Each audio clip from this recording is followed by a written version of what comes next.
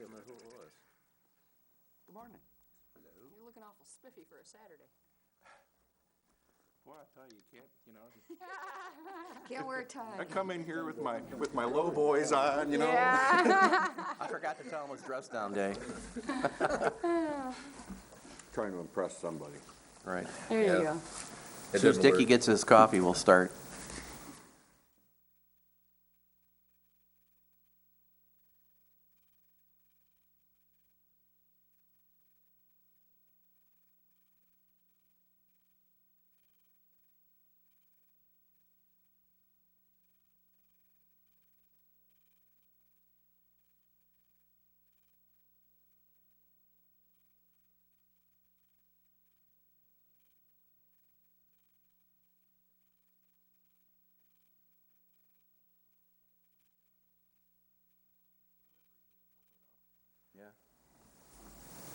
So's booze.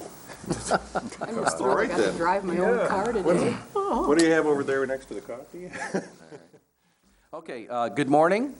This is the Grand Traverse County Board of Commissioners special meeting. Today is Saturday, January 22nd. This meeting is primarily intended on going over the current strategic planning of the county and the plan that we have in place for up through 2012. And then there will be some discussion about what we believe should be the priorities for 2011. Each commissioner will have an opportunity to express their list, and we'll get those on the sheet on the wall. And we will vote on what we think is the most important items, even though the ones that may not score high most likely will still be in the plan. So I want to introduce John Syke before we start the roll call. He will be our moderator, and we have our County Administrator, Dennis Aloyeda, here to assist us with this meeting. If you have a cell phone, please put it on vibrate or silent. With that, we will call. With that, we will do the roll call, please. Commissioner Fleece. Present. Gilman. Present. Henschel. Yep. Lemko. Here. Maxbauer. Here. Richardson. Here. Thomas. Wheelock. Yes, ma'am. Chairman Inman. Here. Okay, next item is public comment. We have no members of the public this morning at our meeting. So hearing no response, we will move on to the 2011 work plan discussion and development item. And I guess I'll just leave it to Dennis or John how you want to kick this off. Okay. What I'd like to do, starting out, is to just provide you with kind of an overview of the strategic planning process. The county board has been involved in this process for several years. You're too tall. You're too tall. Okay. Underneath the speaker there. Yeah. Okay. So this process really is intended to really a matter of setting priorities for the county board. John, you've got your microphone's It's not working, on, John. so he can't hear you. Let's do a test. Try it one more time. Technical difficulties. Speak. No. I don't know. No, you're not on. No. I'm trying, but it's not working.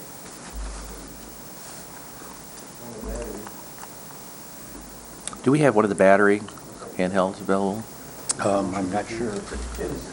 We'll take a 1 minute technical recess here. A technical recess? This might be okay. I'll just have to remember if I All talk right. that I'm sitting here. But when we actually Okay. go to the wall part, I don't think necessarily have to be speaking at that time. Okay.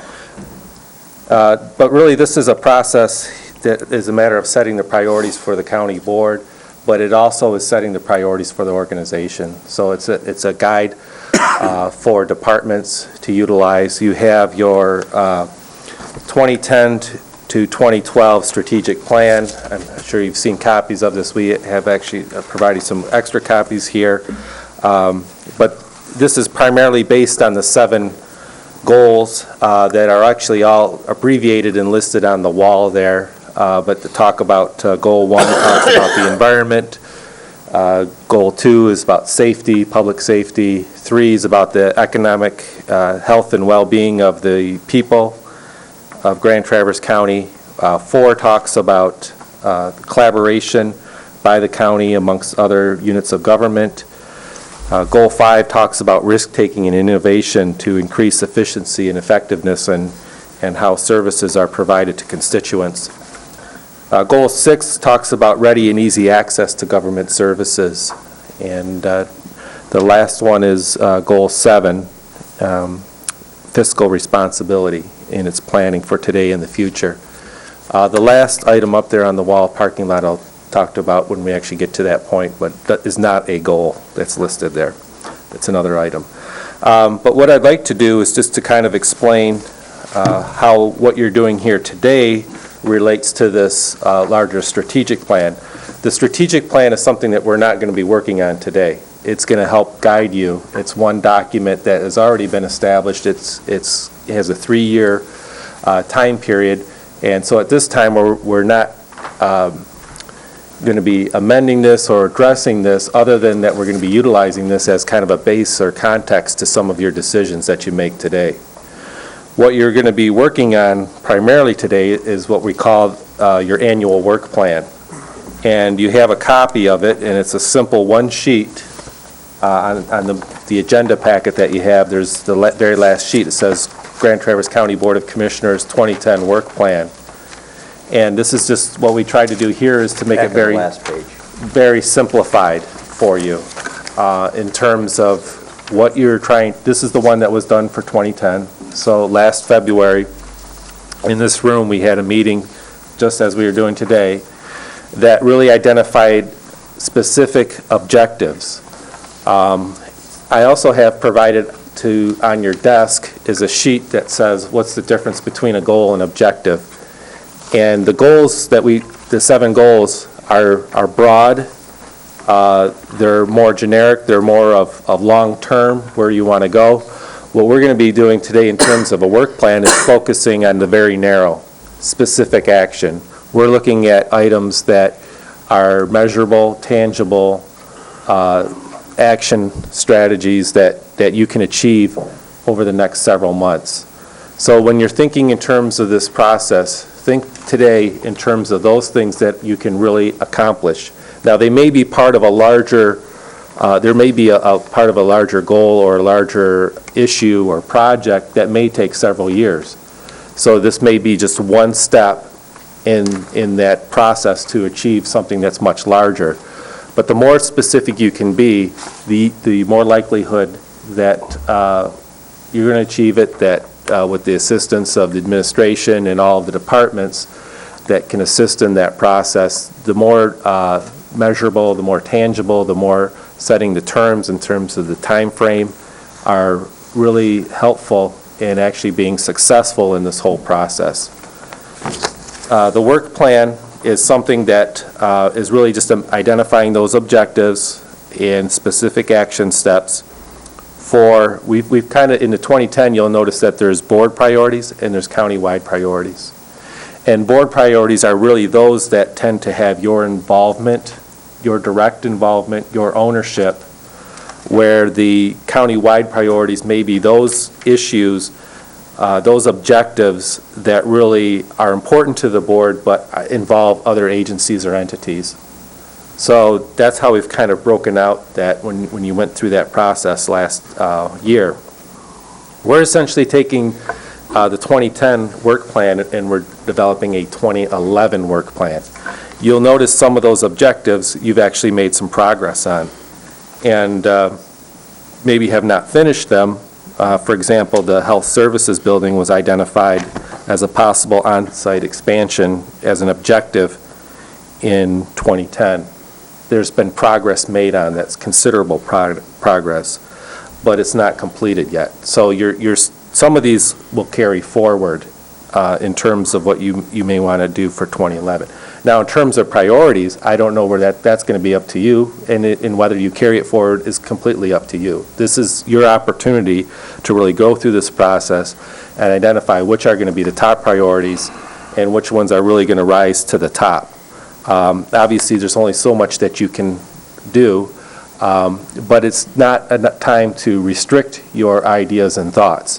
What we try to do through this process is get all your ideas out.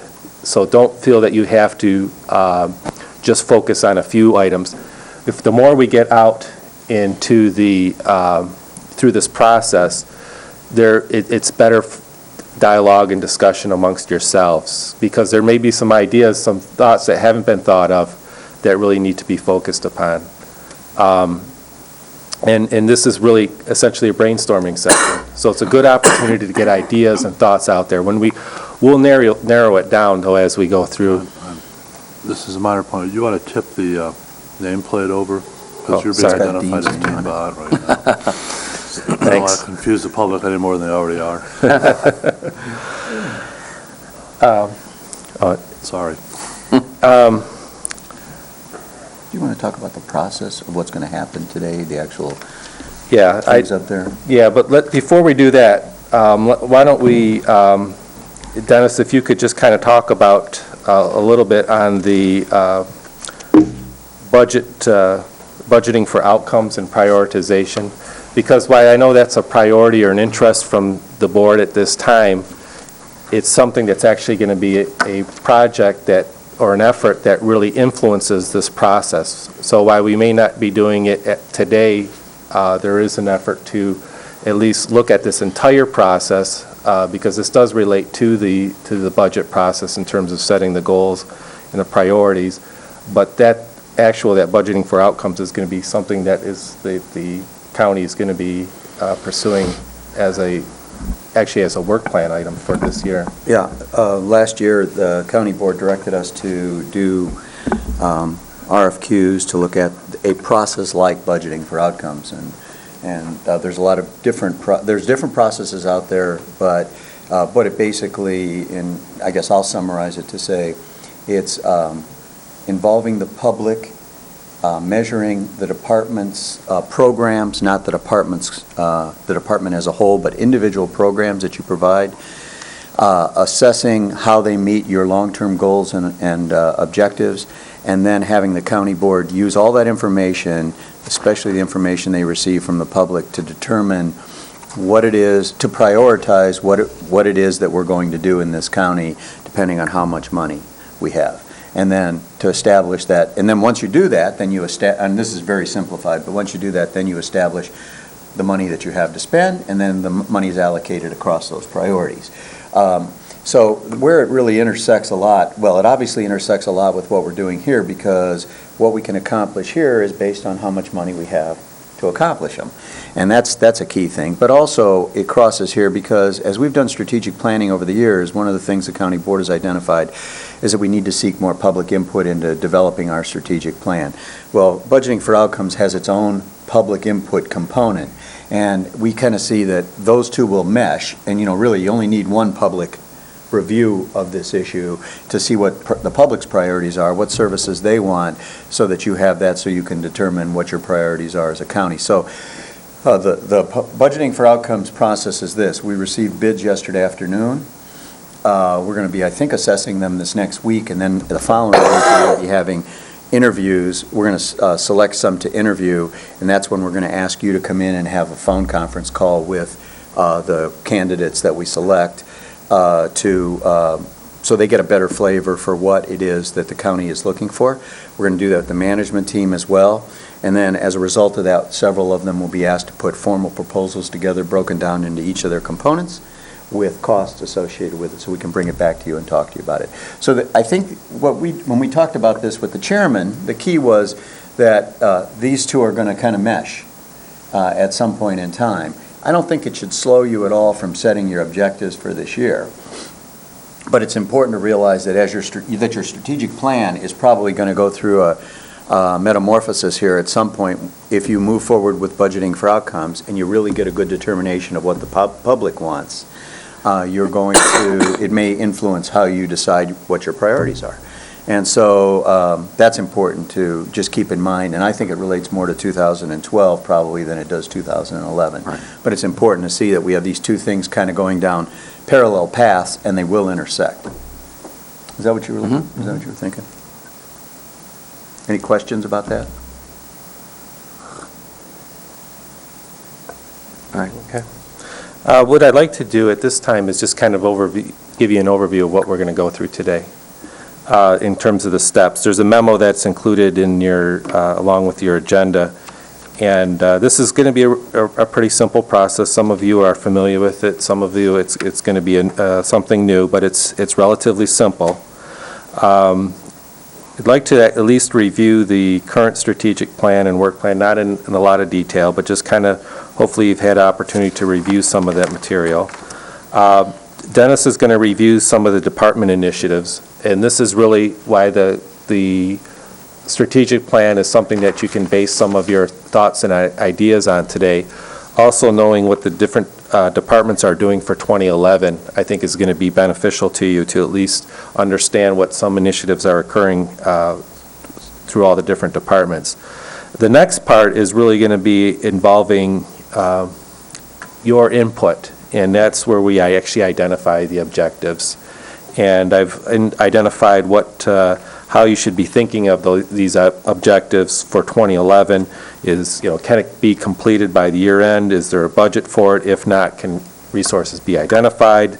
Is it measurable? Does it conform to the current strategic plan? If it's longer than 12 months, that's where the parking lot comes in. It's not that it's necessarily a bad idea or anything. It's just maybe something that's maybe not achievable at this time and requires more study and more thought by the board. But we don't want to lose track of good ideas, so that's where the parking lot comes from. After we've kind of identified that, and what we're going to do is actually have everybody write those down. There's sheets of papers and markers on your desks. We will actually be doing a round robin, one at a time, and actually putting them up on the wall there based on the different, we try to attach them to the goals in terms of how they relate to the strategic plan. We also use this time to kind of validate these objectives. As we presenting them, it's an opportunity for you to talk a little bit about them and do they make sense for the county to pursue or for the board to pursue for 2011. Following that process is we do the classic sticky dot situation where you have 10 sticky dots on your desk. They're colored, but the colors mean absolutely nothing. What it is that one dot equals one vote. And this is basically a prioritization process whereby we'll take an opportunity for, once we have all the different objectives listed up on the wall, is an opportunity for you to actually go up and vote and place the dots at the priority objectives that you want to see happen for 2011. So there may be more ideas out there that you support than you have dots for, but the reality is we only have so much time, so many resources that we can do and achieve for 2011. Once we've identified what those are, we'll do a summary and talk about, I think this an important part is how is this work plan going to be used by you for 2011? And I think working with Dennis, there's different ways that you can discuss on how you want to keep tabs on this work plan to make sure that your items are accomplished. We will take what you have on the wall and we'll digest it into a draft plan similar to the one that you have for 2010, and we'll present it at a follow-up meeting so that you can formally adopt it. It doesn't mean that you can't make changes after today. It's a flexible document. This is a planning document. This is not intended to be strict and rigid. This is an opportunity for you to use as a guide so that you're most effective and efficient in your dialogue over these issues over the next coming months. So it is something that's flexible, but it's also important to identify for yourselves what are your priorities. It helps departments understand, the public understand what are those key things that you're going to be utilizing your time for in 2011. So that's really the process. You might want to move your dots to the other side of your desk. Larry always wants to have extra votes, so he'll stand on the dots. That's true. And Dick tries to put get his hands on these for cat licenses, so you gotta watch him. You'll put all 10 on one. Look at Ross moved him away.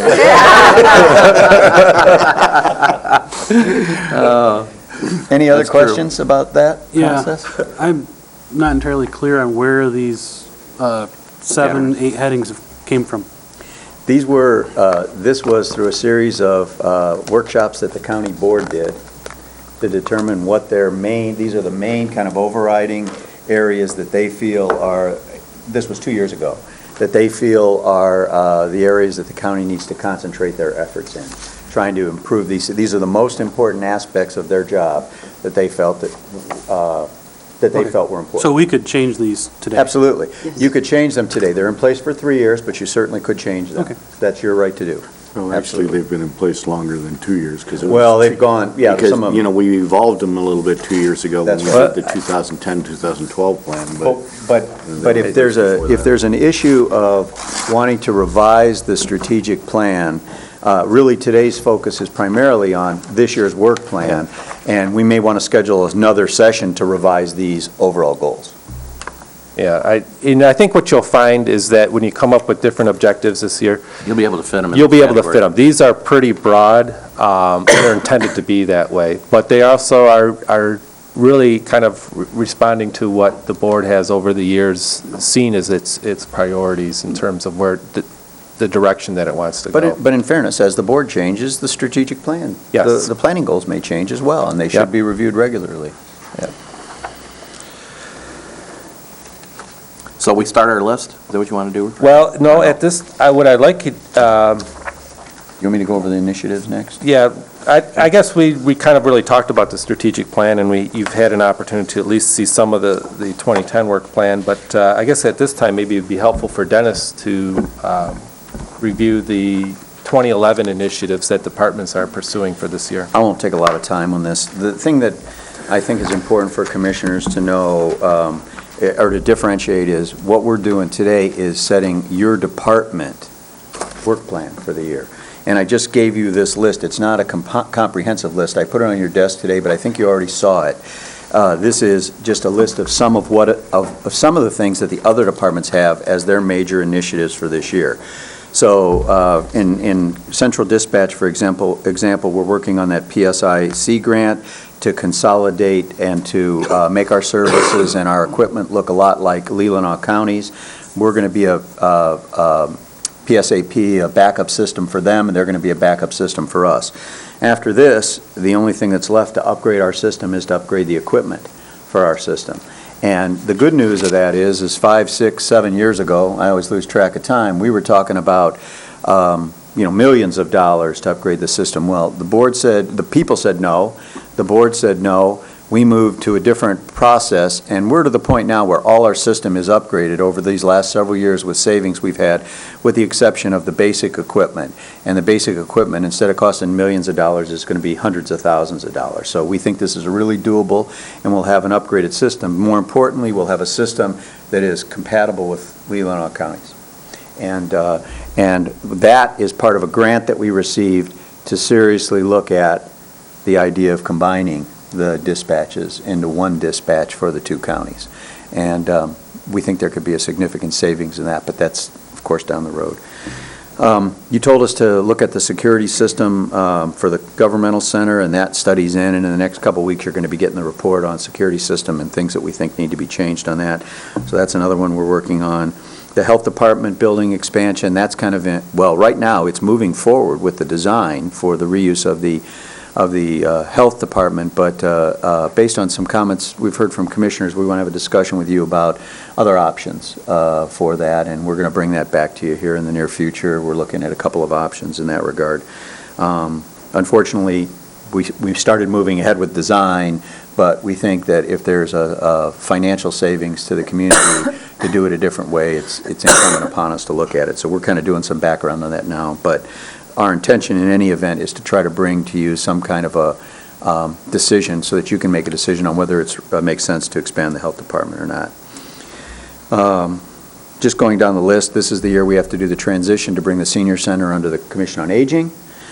We've done the interim agreement, Commission on Aging this month. I don't know, they may have done it. Have they done it, Chris? Have they reviewed the 5-year agreement yet? If they have, I'm not aware of it. Okay. They're in the process of reviewing the 5-year agreement. You'll get that in the next month or so. And that transition takes place in June. Of course, we're working through the reorganization of MSU Extension, and we're going to be, later this fall, we'll be getting some contracts that you'll have to look at and decide what level of service you want to get from MSU, and we're going to redevelop that relationship or not in some way. We'll continue to analyze the bonds for refinancing. Right now, we're looking at 2 or 3 bonds, and you know this last year, we came to you with a process where we might use our own existing funds to refinance the bonds, which will get us a higher interest rate than what we can get in investments. So we're looking at those constantly, but there are several refinancings that are probably going to take place. The Parks Board has looked at the possibility of, or wants to do business plans for Twin Lakes and Civic Center. We assume, we had a meeting yesterday, we assume that would include marketing plans, and one of the things we want to explore, I talked with the chairman and the vice chairman about this, is the idea of using maybe identifying excess resources we might have. Let's say, for example, in our resource recovery department, where we could use that person to do some marketing and then, charge back marketing for perhaps parks, perhaps the septic plant. So we're going to investigate that along with this, and perhaps we may be able to provide some marketing in-house for that. Of course, comparing it to what it costs to do it, outside in the private sector, and of course, doing whatever is cheapest. A big project will be managing the transition of our healthcare provider for employees from Priority Health to Blue Cross Blue Shield. That comes, you might not think it, but it comes with a number of challenges, not the least of which is just to make sure everybody gets their cards. Already this year we've had some problems with that, but we're working through it. We're continuing to work on labor contracts, of course. We'll bring you a recommendation for the agent of record for our insurances, probably by May. One of the big projects that our IT department is working on with the sheriff, the city police, the jail, and the records department is the installation of the New World's record system. Tomorrow is the cutover and the first transition internally in the central record system for that system that they've been working on for now for 8 months. This system will eventually include this year the development of electronic ticketing, where they'll be able to do electronic tickets right in the cars, and that those electronic tickets will automatically be delivered when they're written to the district court and be in the district court system automatically, which has resulted in employee savings. So that's a big system that's going to take pretty much the rest of this year to complete. It's a county-city collaborative project. We're doing it on behalf of the city as well. And that project continues to move forward with the first big day tomorrow, and we'll let you know how that goes. We continue to work on imaging. We started that 3 years ago to image all of our documents and to try to make this as paperless as possible. To this point, we've done finance, human resources, friend of the court, prosecutor's office. This last year we did human resources. This year we're working on district court, and we're analyzing circuit court for various functions that can be digitized and imaged so that we don't have to have the paperwork. It's been a successful project so far, but of course we said to you early on, we bought the infrastructure. This is a multi-year project depending on how much money we have available to do it. So it's going to take some time to complete. In terms of, you saw in your study, the Siegel study, you completed the results of that with the committee that you had, and you directed our HR department to do a wage and compensation study looking at the market issues, and then we backed that back to the first half of this year because of some of the other things that you had going at the end of last year. So that's a priority, is to get that review done for all the employees and bring that back to you for your consideration. Planning Department is working on their master plan, so is the Parks Department. We are going to be doing an update of the 5-year capital improvement plan. That thing's been in place now for 7 or 8 years, and we want to redo it and revamp it and reassess all of our needs in terms of capital improvements, although we think we've made great progress over the last 6 or 7 years. We're also going to develop a 5-year facility fleet management plan that'll look at the equipment that we have, not only vehicles but also equipment in our facilities department, and we're hoping that at some point we might be able to take that facility plan and have the sheriff join that and put all of our I said facilities, I meant fleet, and get our sheriff's department in that fleet management plan as well. So that's going to be one of our big objectives this year. There are other things that aren't on here, a number of things. I didn't get with all the departments, but for example, the circuit court is looking at an e-file system. They've been working on that for about 3 months now so that people can file their documents online. The health department is looking at a new initiative that they're piloting, which would be a supplemental volunteer program for some of their regular programs where we would look to use volunteers to assist in various health programs that may cut the cost to the county. And there are volunteers out there that are interested and willing to participate in some of the programs. The one that we're looking at immediately is works with maternal health, and it's with people that have been through the program in the past that would serve as mentors to women that are in that situation. So those are a few of the things that the departments have. There are obviously many, many more, but that's just to give you a little flavor of some of the major things that we're going to be working on this year. I have a question. In reference to your facility fleet management plan, are you exploring going to something like the city uses, where you have, one central agency that basically purchases all the vehicles and then leases them back to the agencies? or- Well, we used to purchase all the vehicles and lease all the vehicles back, Commissioner. We changed that about how long ago? 6 years ago. Yeah. What we were finding was that it was difficult to, I guess I would let Dean talk about the reason for the change. Initially, Here, Dean, come on. You're going to have to come up here. Commissioner Richardson is referring to what you generally call a motor pool type fund, and we did have a limited motor pool operation where we purchased primarily vehicles. One of the things that we did not do, though, was we did not service those vehicles, not having a dedicated mechanic, for our general fleet. The DPW does have a mechanic. It wasn't fully functioning as a complete motor pool. There was a benefit from doing that initially because those expenditures were no longer in our general or special revenue type fund, so there was a budget benefit. But because of the nature of the accounting and that being an internal service fund, over the initial 5 years, it no longer was a benefit for accounting purposes to do that. So we've transitioned away from that, and now we're back to, budgeting those types of expenditures in the annual budget as a capital outlay.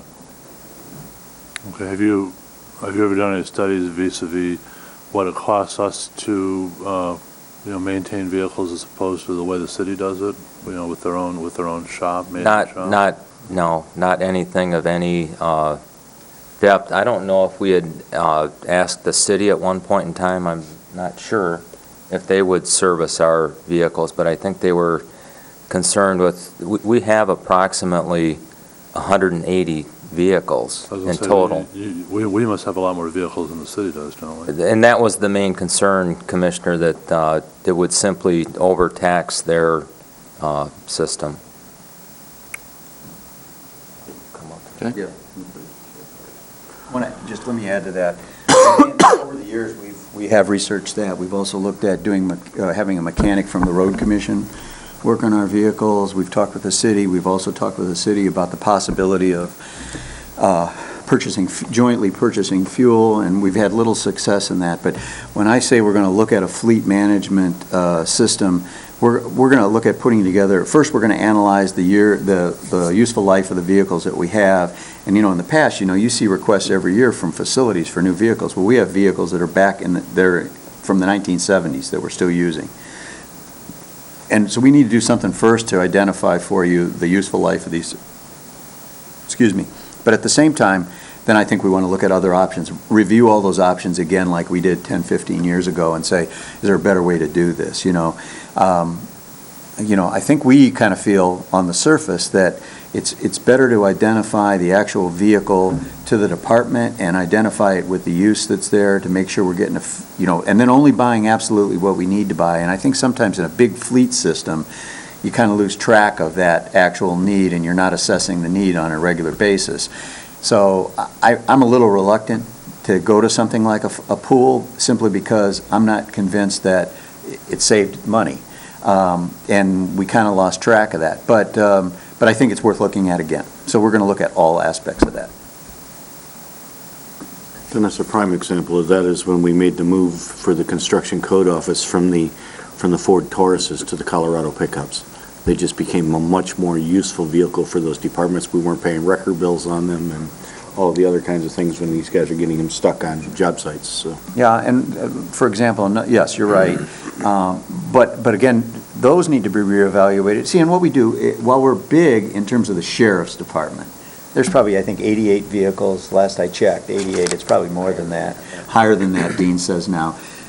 In the other departments, it's small enough that we're able to manage it, and what we generally do is when a vehicle is no longer used, we take it from one department and we find another department that may need a vehicle only a small amount of time. We try to move it over there with more miles because they travel less, and so we're trying to move these vehicles rather than be buying new vehicles. One other thing that I think we want to assess when we do this is the health department has moved to more fuel-efficient vehicles, and I think we got to relook at that issue again and make sure that we're using fuel-efficient vehicles when we can. And one last comment. Generally, every 2 to 3 years, we're bidding out maintenance contracts on those vehicles. We're currently with D&W Mechanical and a couple of other places for oil changes, but we do that on a regular basis to make sure we're getting pretty good pricing in that regard. The gas bids are currently being bid out right now. That's done every 3 years as well, so. Yeah, we don't really see to be honest, we don't really see the value in setting up a whole bureaucracy to manage vehicles and hiring somebody to manage the program. I don't think it's been demonstrated that in an organization our size that the cost benefit is there to do it. I think we're better to go to the private sector and just make sure we bid it out regularly. We seem to get good prices based on that. Well, I think it's pretty simple. We used to do it one way, now we do it differently. Look at the numbers. There you go. Well, years ago, they did bid that all out, and the county had set up a bid and the city bid on it, but the city's overhead was such that private enterprise was able to come underneath them, and consequently, that never came to fruition, where the city did the county's work.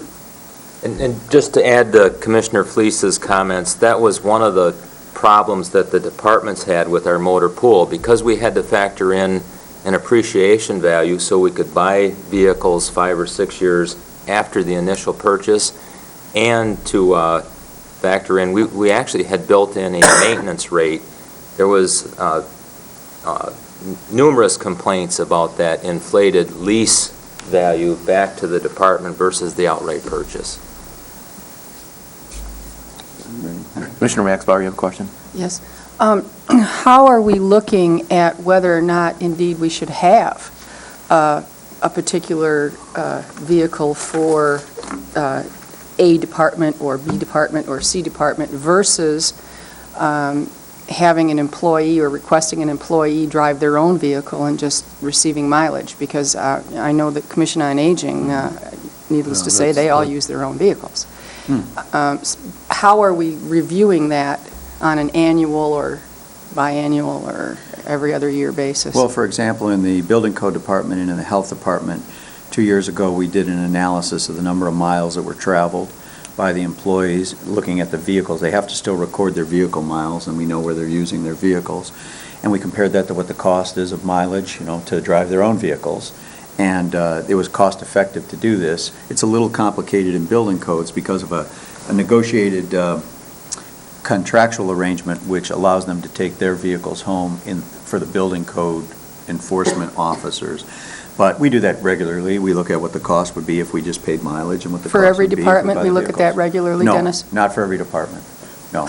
Yeah, but see, like on Commission on Aging, what you're talking about, I presume, is probably the in-home help or the nurses or whatever. But, all of their other details, they have county-owned vehicles to transport the equipment. Well, the mowing and things like that. But I guess what I'm asking for is, a process where we take a look at this for everybody periodically. I mean, things change. And sometimes it's more appropriate to ask employees to drive their own vehicles. Sometimes it's more appropriate to say, you know what, you're driving your own vehicle, but that doesn't make sense for us. we really think that we should provide you with a vehicle. But I think there needs to be a process, a regular process, where we look at that for all departments, Yeah. even I if think- it's every other year. Yeah, I think that's fair, and I would say that we do it with 95% of the vehicles. There are a few places where we don't do that regularly. We do it in the health department regularly, probably on an annual basis. We do it in building codes regularly, but there are a couple places. The Parks Department, who has one vehicle, we haven't done it in them in a long time, although they don't take the vehicle home. And we don't do it at the Facilities Department, but they don't take any of those vehicles home as well. So the only places I can think of right offhand where we haven't done that is in the probate courts, where they have a vehicle that they use to transport kids. And the Sheriff's Department, they take them home, and we haven't done it there. But that's, I guess, a bigger issue of whether sheriff deputies should be taking vehicles home or not. But that's a They good should idea. be, in and my I think we opinion, just should. so everyone, Well, absolutely. there's another thing that enters into this is Vehicles. if an employee is directed or using their own vehicle to perform their county work, and for example, they're involved in a serious or a fatality accident, and we'll just say they got 2040 on their insurance, they're gonna come after the county, deep course they are. pockets. And a lot of insurance companies, if they know that the employee is using that for business instead of just pleasure driving, the insurance becomes null and void. I think we'd have to look into all kinds of stuff. Yeah, well, the format here is really not to, I appreciate the comments and everything, but the format's not to get into debating some of our items that we might want to put on the board, but I do want to make a footnote, and that is that, as Dennis has indicated and Dean has indicated, some things that the departments, in terms of initiatives that they plan for this year that are carryovers from last year, some of those are on my list, and I would suggest that if you feel those items are also on your list, that you list those on the board to make sure we have, a sound understanding of, the direction we want to go in 2011, because if there's stuff we absolutely need to complete in 2011, and they include some of the things that Dennis had explained, then keep them on your list. The fact that he listed them doesn't mean that necessarily they don't necessarily need to be on that board. So I want to make sure that you feel comfortable that if you have some of those items on your sheet that you think are important, I want you to put those out and let's get them on the board. And one other thing I just wanted to mention, I passed out a third page to you, and these were just a couple of thoughts that I had when I was talking to the chairman about some things that may or may not be important to you as other things for you to consideration. I had about 9 things there that I listed out for you that you may want to consider as part of your work plan for this year, just based on talking to several of you. Does anybody have any questions about the process that we're going to go through right now, which is basically you're going to have some time to write your ideas down, and then we're actually going to go through and put them up on the board? Before we write down, because there are some things that are going to inspire us, I think. For example, somebody may have added something about the carpool stuff while we were discussing this to their list. Are we going to have an opportunity to, for example, I've got a little something that I wouldn't mind reading that hopefully would offer a little insight where I'm at and hopefully would move people to consider some of their primary objectives in the future. I mean, how are we doing this? I mean, are we just going to start putting stuff on the board, or are we going to? Are your summary comments general in terms of direction? They're broad. They're somewhat broad, yes. Rather than specific? I mean, Yes. Probably be appropriate Be to fine. give the commissioners a chance to do Yeah, that before we yeah. start. Yeah, that would be fine. Yeah. I mean, the more specific items and projects and things Sure. like that, we want to list on the board, but if you have some general philosophy comments. Exactly, that's then I think we'd be free to have any commissioner speak. So at that time, I would just call on you at this point. Yeah, why don't we do that now, and then we'll take the time. Yeah, we'll so do that- this now, Okay. and then we'll go forward. I had written some things down. I tend to write on occasion. I had written some things down, and part of it actually we've somewhat addressed already, but it's more to the message, and of course a little more broad. What is the purpose of forming a public body or government and giving it power to levy taxes or special fees on us at any given time? Is it something we need? Are there limitations? At what point has it done its work and run its course? Perhaps at any level, part of the answer ought to be to provide the sharing of resources in a way that provides equal access to those resources by all within the governed district in a structured manner. For the remainder, however, it must be based on how much the community is willing to suffer to provide to itself. In our county, we make these decisions when we elect our commissioners. If we want gold-plated park facilities, then we must elect those who would take our tax dollars to make that happen. If we want a governing body that wants control over the minutia of our daily lives, with the takeover of such things as baseball, garbage, or other organizations, we must be prepared to pay for it. We must remember, however, that some things do not provide any value to some folks, yet those folks still have to pay for it. Grand Traverse County has limited resources, and like any governing body, short of the federal government, we cannot print currency to provide all those things to all people. So we must choose what is most important to all the residents and find the best way of providing it in the most efficient manner. Currently, the reserve we enjoy is being picked apart by a combination of lowered revenues and increased cost. This impacts what we can provide for services to our residents. Do we reduce the level now or later? Do we continue to provide some services that are marginally important now and face draconian cuts later? Our bond rating is dependent on the level of reserve the county has. Grand Traverse County currently has a very good rating. This affects all the municipalities in the county. The townships and the city shares this, and has kept bond interest costs at a minimum for township and city projects. If the reserve falls much more, the interest cost in our future bonds goes up. It then adds costs for our municipal governments to do improvements and infrastructure work. It takes away from the ability to efficiently plan the best service for the community. At some point, we will not have the luxury of deciding whether or not we can afford it. The added cost of reduced ratings will hasten the time to that day where we can no longer afford reasonable expenses and must even face the possibility of substantial cuts into public safety. And then one more point. I wrote a little more on leading the dependent into a false level of comfort. When we take over programs, when we decide to take on something that can be done outside of our purview, if there's a manner in which that desired service can be provided outside of the resources of county government, then that is the first and last place we should go. When any program outside of those statutorily required depends on public largesse, it automatically becomes a potential victim and faces the possibility of disruption or abandonment. Again, ask yourself, where will we go to look for savings when times are tough? We in effect harm those who wish to have certain services and programs available to them when the other shoe falls.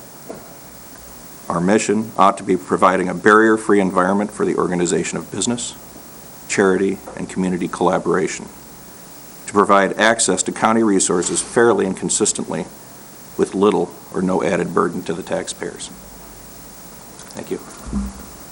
Does anybody wish to make any other opening remarks before we start the process? I would.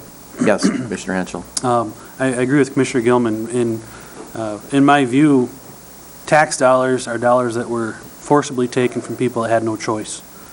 And so when I sit here as a commissioner representing a public that elected me to do so, I'm looking at every dollar we spend, and how can I justify spending money that they didn't have a choice, that a government made a choice to spend money, and they just have to live with it. And so I really agree and second Commissioner Gilman's statements on spending money that brings benefit to few but not to all, and I appreciate that. In government, a lot of times, especially in small governments like this, we come up against something and we say, well, this is what everyone else is doing and we're right in the middle, or we're in the average. I don't want to be an average county. I want to be leading the pack. I want to be the county that everyone looks to and says, yeah, this is what's average, but this is what can be done. Look at Grand Traverse. So I would encourage us all as a group to look, yes, this is what's average, but what is excellent? What would it take to be above and beyond in our different areas of efficiency, of service, of everything we do as a county?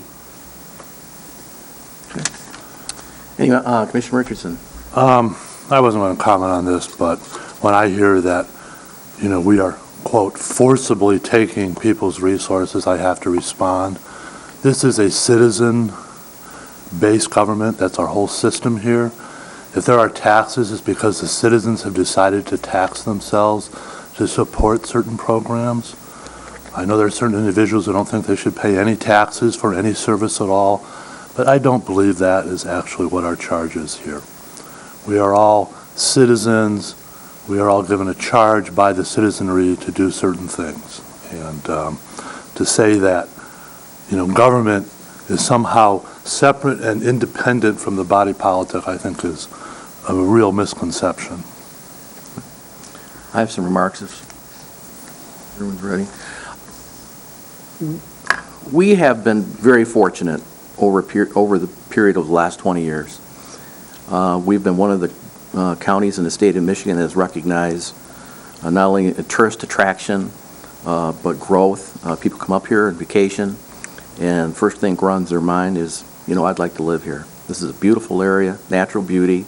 Public safety is really at a peak compared to where other people live.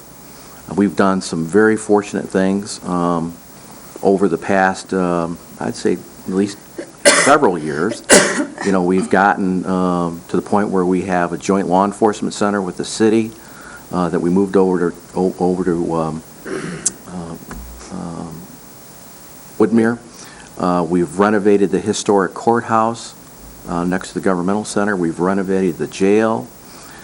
We have purchased 2 churches and created a new district court building next to the governmental center. We've built up our capital reserves. We've increased our bond rating.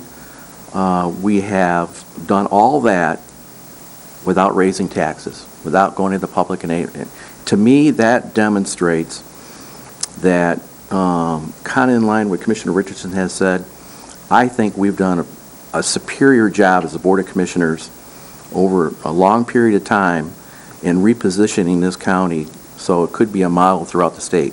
When I first came here 18 years ago, we didn't have any money in the bank. We were living on budget to budget, no capital reserves, and a lower bond rating. Dennis was a big part of that. He came in and said, folks, you guys got to change the way you're doing business, how you budget, how you prioritize. And he helped us, and I'm not giving all the total credit to him, but at least he gave us the direction when he came on board to say, this is the direction you really need to go in. And we did so, little by little, every year. And we all have to recognize that, we have sort of an arm wrestling situation with the state of Michigan. They continue to come down with legislation that says local governments, county governments, you are mandated to provide these services to your public. You are mandated to pay for courts. You are mandated to have a jail. You are mandated to have a treasurer, a county clerk, a prosecutor. You are mandated to have these services. And they used to say, well, we're giving you revenue sharing. Well, guess what? They took revenue sharing away. So, as things funnel down, their strategy is make it a local problem.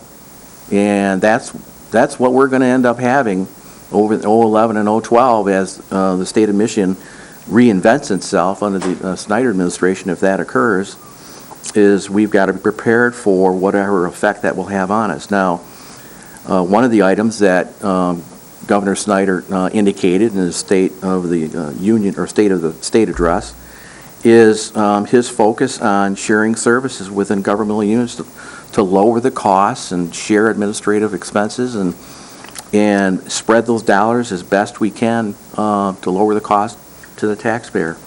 And when I spoke with Tim McGuire at the Michigan Association of Counties about this yesterday, he said, Larry, he says, in my personal opinion, I think Grand Traverse County is the model. And if you sit and list everything that we've done in terms of shared services with health, mental health, central dispatch, sharing of facilities with the city, IT stuff. If we begin to build a list of everything that we've done in terms of shared services and lowering the cost for the public, I think by the end of the day, when we can showcase Grand Traverse County to the state of Michigan in terms of incentive pay, incentive revenue sharing, I think we're going to be looking good. Now, is there more things we can do? Yeah, there's probably more we can do. But I think what I would like to at least have people feel, especially the new ones on board, is that we've done some great things over the past several years, last 10 years, to position the county to be in probably one of the best financial positions of any county in this state. And we're going to have to prepare for a lot of things coming down. But I think we should be proud of where we're at and what we've accomplished so far.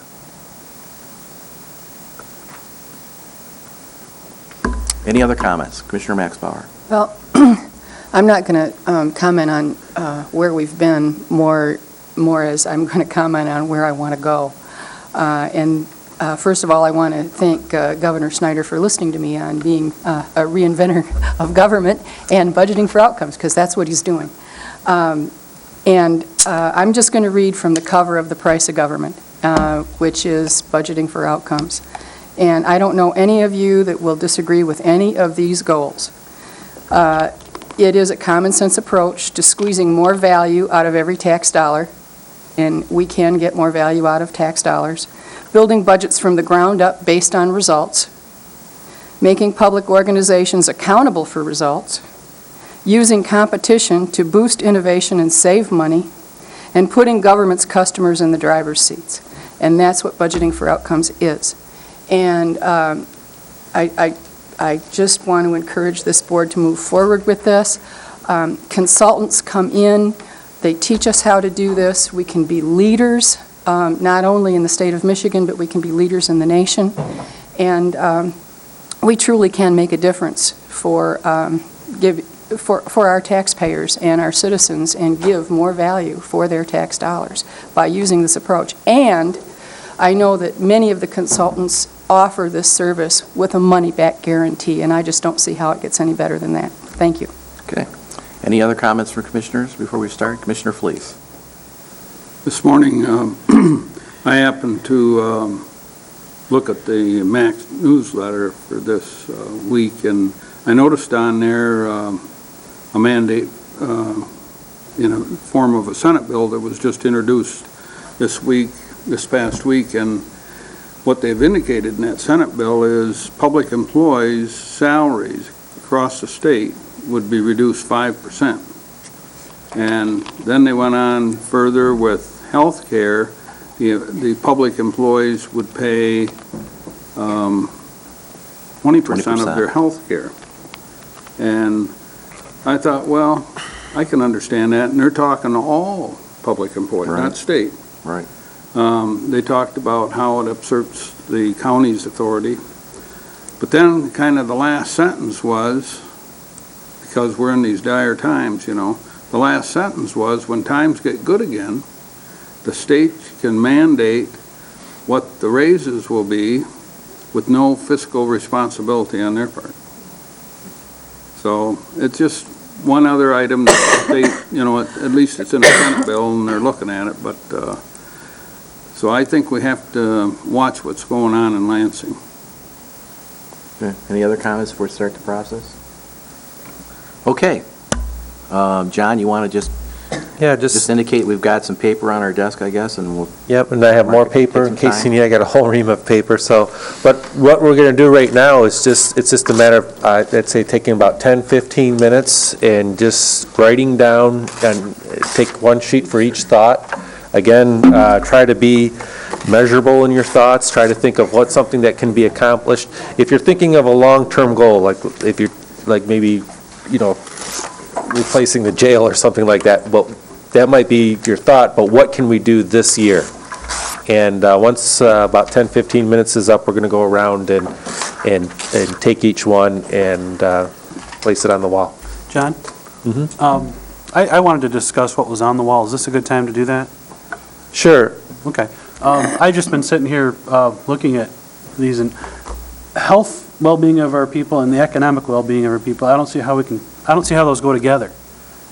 Economics and health are two different things, just like safety or environment's two different things. Well, that one is pretty broad.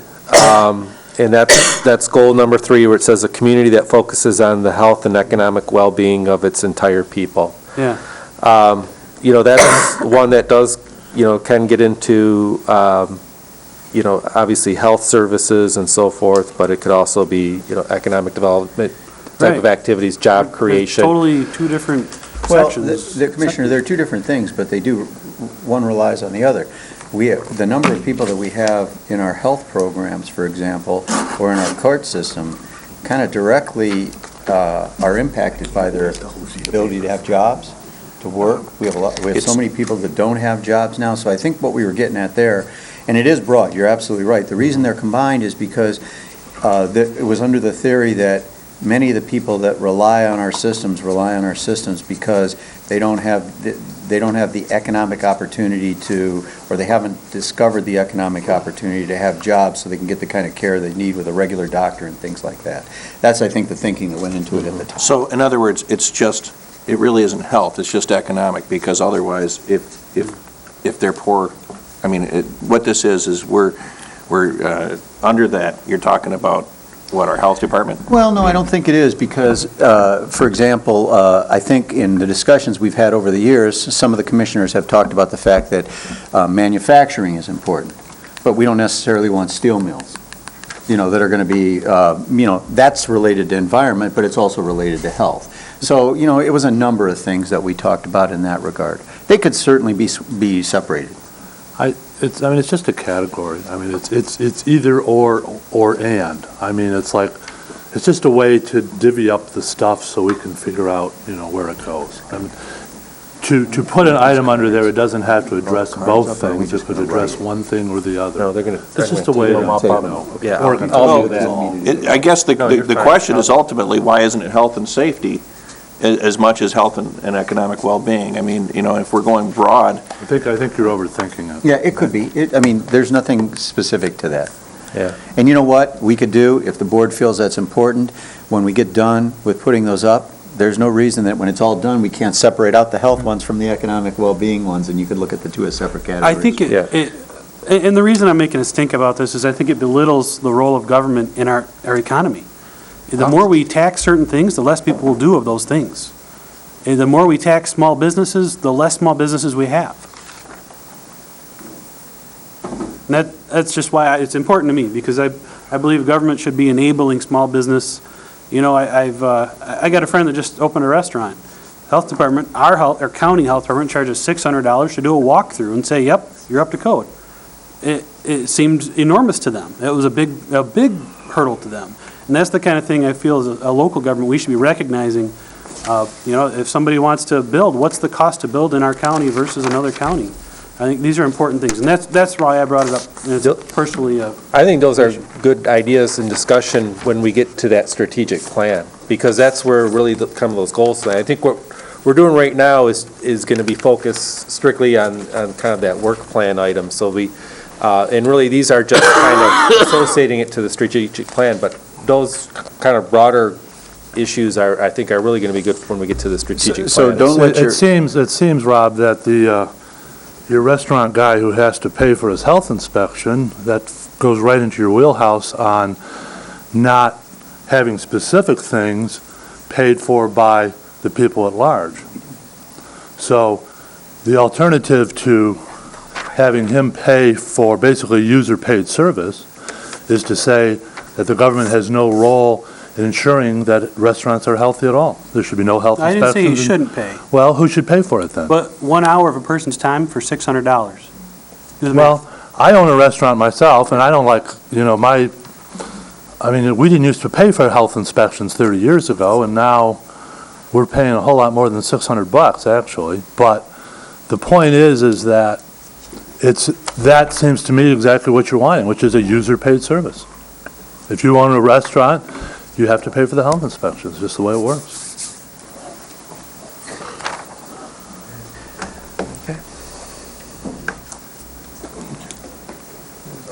Everybody understands what we're doing? Yep. Some of the things we want to do. I'm happy to switch. This year, you're not going to like what I'm going to write down. Nobody's going to know. No, it was the rest of them. Oh, I see. Well, now I'll do paper, then everybody. We're gonna have the city build us not A a deck. plateau. The city residents pay for it, not the county. Well, they're in the ramp, so we're gonna let them build us a ramp.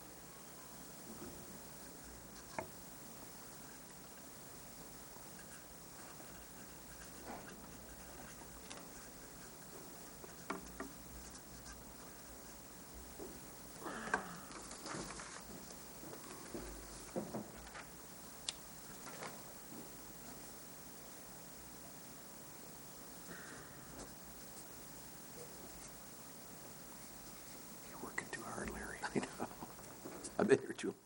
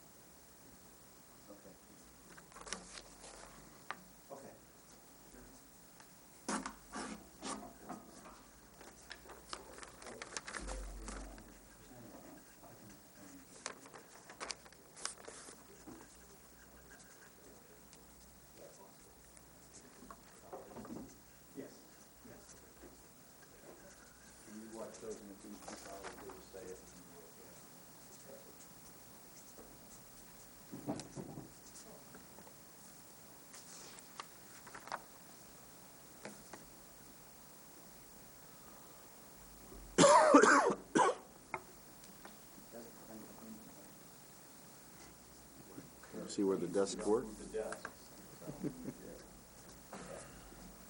What? It's probably where my dirty boots are when. Falls under the county administrator, Black right? for the cat, so nobody knows. Really, vacuuming and dusting. Oh, well. The driveway this morning. Did you?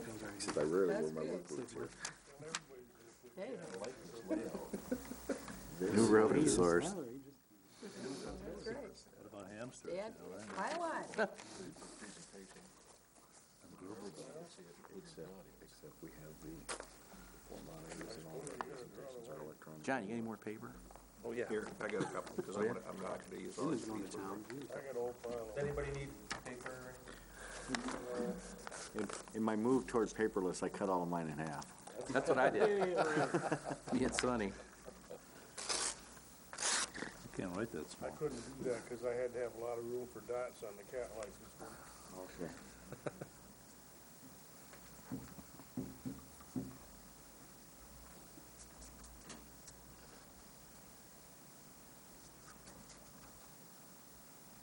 No one's gonna like mine.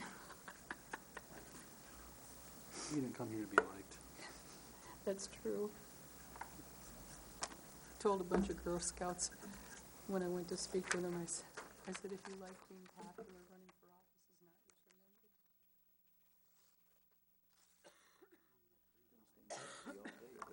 Supposed to be bad, the road? Are they supposed to be bad all day? I hope not. Fortunately, I don't have far to drive. Right, yeah, it's really snowy now. My wife left for Grand Rapids at 6:30.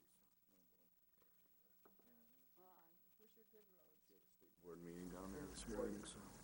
Wonderful. We managed to stay out of OM for about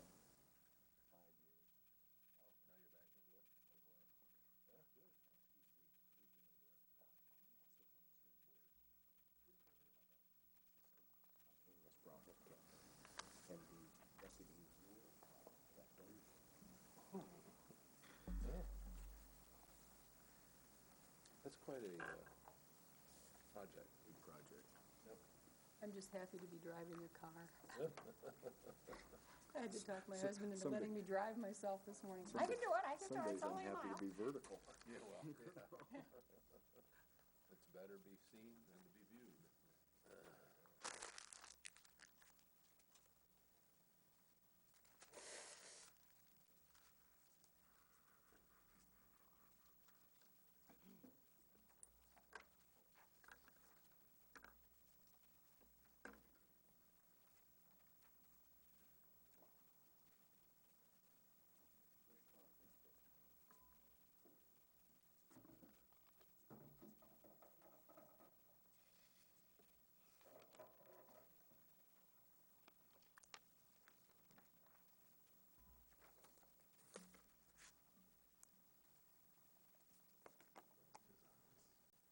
Probably. Who does state play today? Ooh, big game. Yeah, tonight, 9 o'clock. Tonight on TV, I imagine. Yeah, college game day. Game on ESPN. Somebody put his interest, the Red Wings were playing at 2 o'clock. We better be out of here Oh, by we'll noon. be done. We'll have cat licenses all wrapped up and we'll be done. Skip to that and go for it. Get that out of the way. That'd be Fez line. First place. Oh, jeez. We'd have all the cat owners in it. Well, I don't know about that. We lost 4 or 5 there. And I haven't been checking. I can't sit here and check them both. Their township had a guy that was. Are we about ready? Yep. I think I'm done. What would be helpful too is if, as we're going around and somebody, we'd like you to read it and feel free to explain it in more detail. And if somebody else has a similar idea, it would be good to identify it at that time so that, or we could do it on just one by one. But I think if you see something that is similar to a thought that you had, it would be good to kind of add that into it and so that we can kind of put it up together at that time. You want to start? Yes, He's got the most.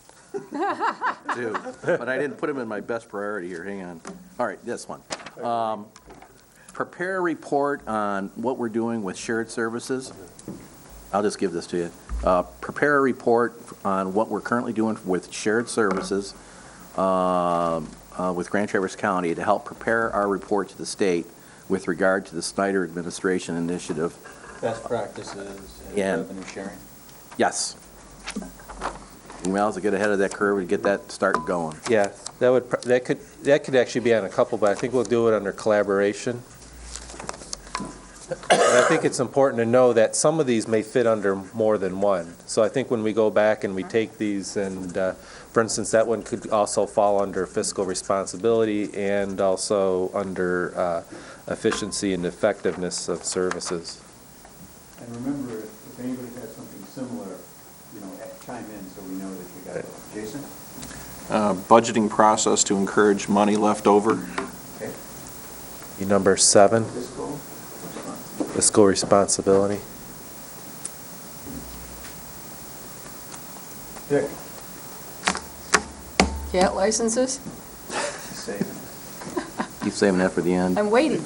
This is gonna end up ours, I know it is, it's the septic plant. How are we gonna fix it?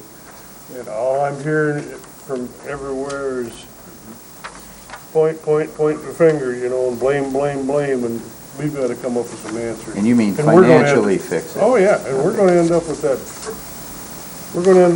job. And while I'm talking, I got something to throw out for everybody to think about. We've historically have had that under number 1. Is everybody okay putting it under environment, or do you want it Yes, under? that's where. That's fine. Yeah, that's what It's probably gonna come under If fiscal we took- responsibility. Or the DPW took and said, all I right, think you go both places, Herb, I think you're right. for $50, pay $50 towards your next pumping. Pay us now. But when it comes time to pump, you get a $75 credit. You can't raise the price on them, because they're not gonna stand for it. And you can't special assess them, because they're not gonna stand for that. You give them an incentive. Say, pay us $50 now, because we need the cash now. When you need to be pumped 10 years from now, there's $75. Okay. Think about it. I may bring it up if I think it's a good enough idea. I think you just But we're gonna end up with it, and we can't Well, let our I think, bonds go to hell. I had the financing of the septic plan is an option also, Okay, pretty so much. those are the things you I can put on the side. can just throw this one away. To evaluate how county housing programs are being administered, and Yeah, no kidding. for those of you who may not be aware, we don't actually run the programs, we just pass the money through to the Traverse City Housing Commission. Housing program. Oh, I That'd be think number we're gonna 3. put jail. It's where we typically put housing. Sonny? Well, I guess I would put evaluate programs and services relative to their cost benefits. I feel the need to applaud that one, Sonny. Efficiency and effectiveness. Or fiscal responsibility. Efficiency and effectiveness. Efficiency and effectiveness, because that's where we're really talking about innovation and change. I had one very similar to that, which was to encourage economic development by reviewing the fees we charge to do things in the county. Okay, that's a little bit different. Yeah, that's That one, Ron, specific. we'll have them separately. First. I have Health Department building review site, opportunities for combining other services within the building, the dental, Traverse Health Clinic, et cetera. 3. Yeah. And this, just to give you a little heads up on this one, when Herb met the other day with the health department, he said, hey, what about the comms that we just vacated? Maybe we should put the health department there. Something we're looking at. Chris? Okay, I said review the necessity of all boards and committees. And I'm going to pick on John Syke with my example. We have a county planning board. It has absolutely no authority whatsoever. Why do we have it? There may be a reason. I just think we need to take a look at whether or not these types of boards need to be in existence when they have absolutely no authority. So that's my note. And the answer to that is it's by law, isn't it? Don't you have to have a planning commissioner? Or do you not? No, you don't. Okay. Planning and zoning is purely optional for communities in the state of Michigan. Efficiency and effectiveness? Yes.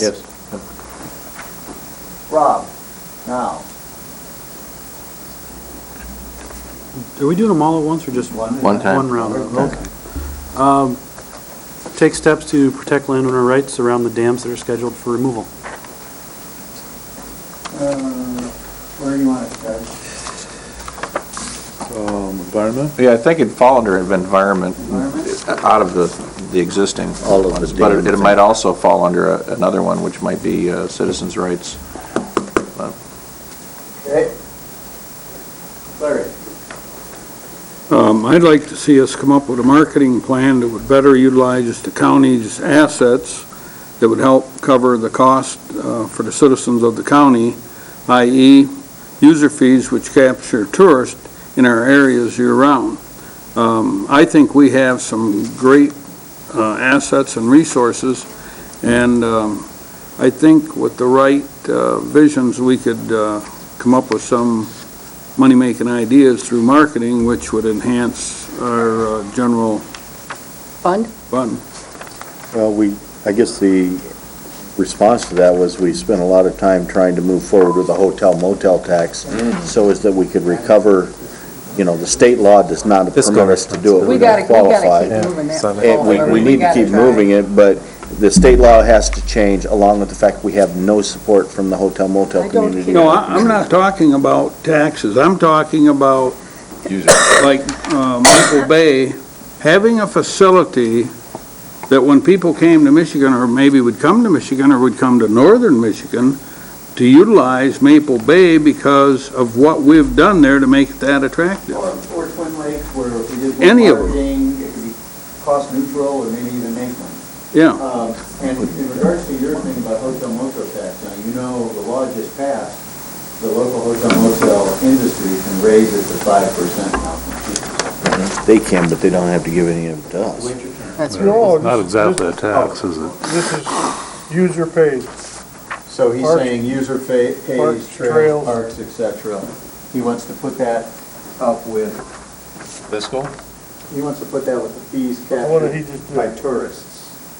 Separate? Fiscal No, I think responsibility, I user think it's pays. fine. It's okay there? Yeah. And like I mentioned, there may be one item that actually falls under several different goals. So we'll look at that a little bit closer once we consolidate all this. I guess my experiences with talking with other commissioners around the state, a lot of counties have made economic development one of their prime priorities over the last several years. And the question is there more we can do in terms of, I don't want to say financial support, but if there's something more we can do to partner up or have a greater involvement in economic development within the county with our partnership with the Chamber and the Traverse Bay Area Economic Development Corporation, we should be looking at that because that just has a direct effect on taxing revenue and our ability to maintain our budget. Number 3. Increase support for economic development. Well, I have, combined with that, I have encouraged EDC and brownfield cleanup. And I guess my real point about that is we have EDC money available. Why can we not manage to identify projects in our community that qualify? And why can we not get the state to approve those projects? It's not a complete answer to your question, but next week, we're bringing forth what's called the reuse plan, which is a new plan, which the EDC's been working on for about 3 months, but will provide more access to the money in that fund, which is at this point over $1 million, and shortly is going to be about $1.5 million because we're about to get paid back by the Minervinis at Grand Traverse Commons. But we're looking at even going to a grant process where companies would be eligible for grants as well as loans and so forth. No, So- it's just amazing to me. We all talk about EDC and economic development, but we have $1 million in the bank and we can't identify projects that qualify to get the money. Well, do you remember the one loan we did last year for Peninsula Wholesale? And, they were trying to get something going, there quickly, and we moved quickly, and then Lansing held it up for State like held it up. 3 or 4 months before they finally shook it loose. And that's something that the Chamber is working with the state on, to try to accelerate that process. And it's not just a local problem, it's a problem with the way the process works, and we need to fix the process. All right, and somebody mentioned Twin Lakes. Reduce ownership of county facilities. Example, Twin Lakes is a liability in having a competition with private enterprise.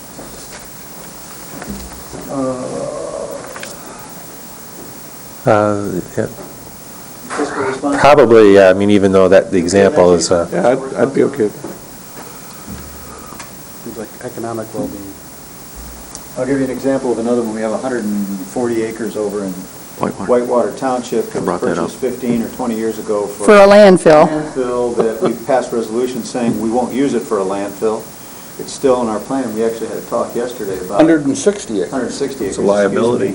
It's costing us Yeah, to keep. and, you know, is there a need to do that? We talked before about inventorying county properties and making determinations which ones we can, you know, get rid of. Well, I think there's a big difference between a vacant piece of property in Whitewater Township that was purchased for a landfill and Twin Lakes, which was donated property for the purpose of a park, No question. you know, But having and the they're not the discussion same category. about assets that the county has is a good thing to do.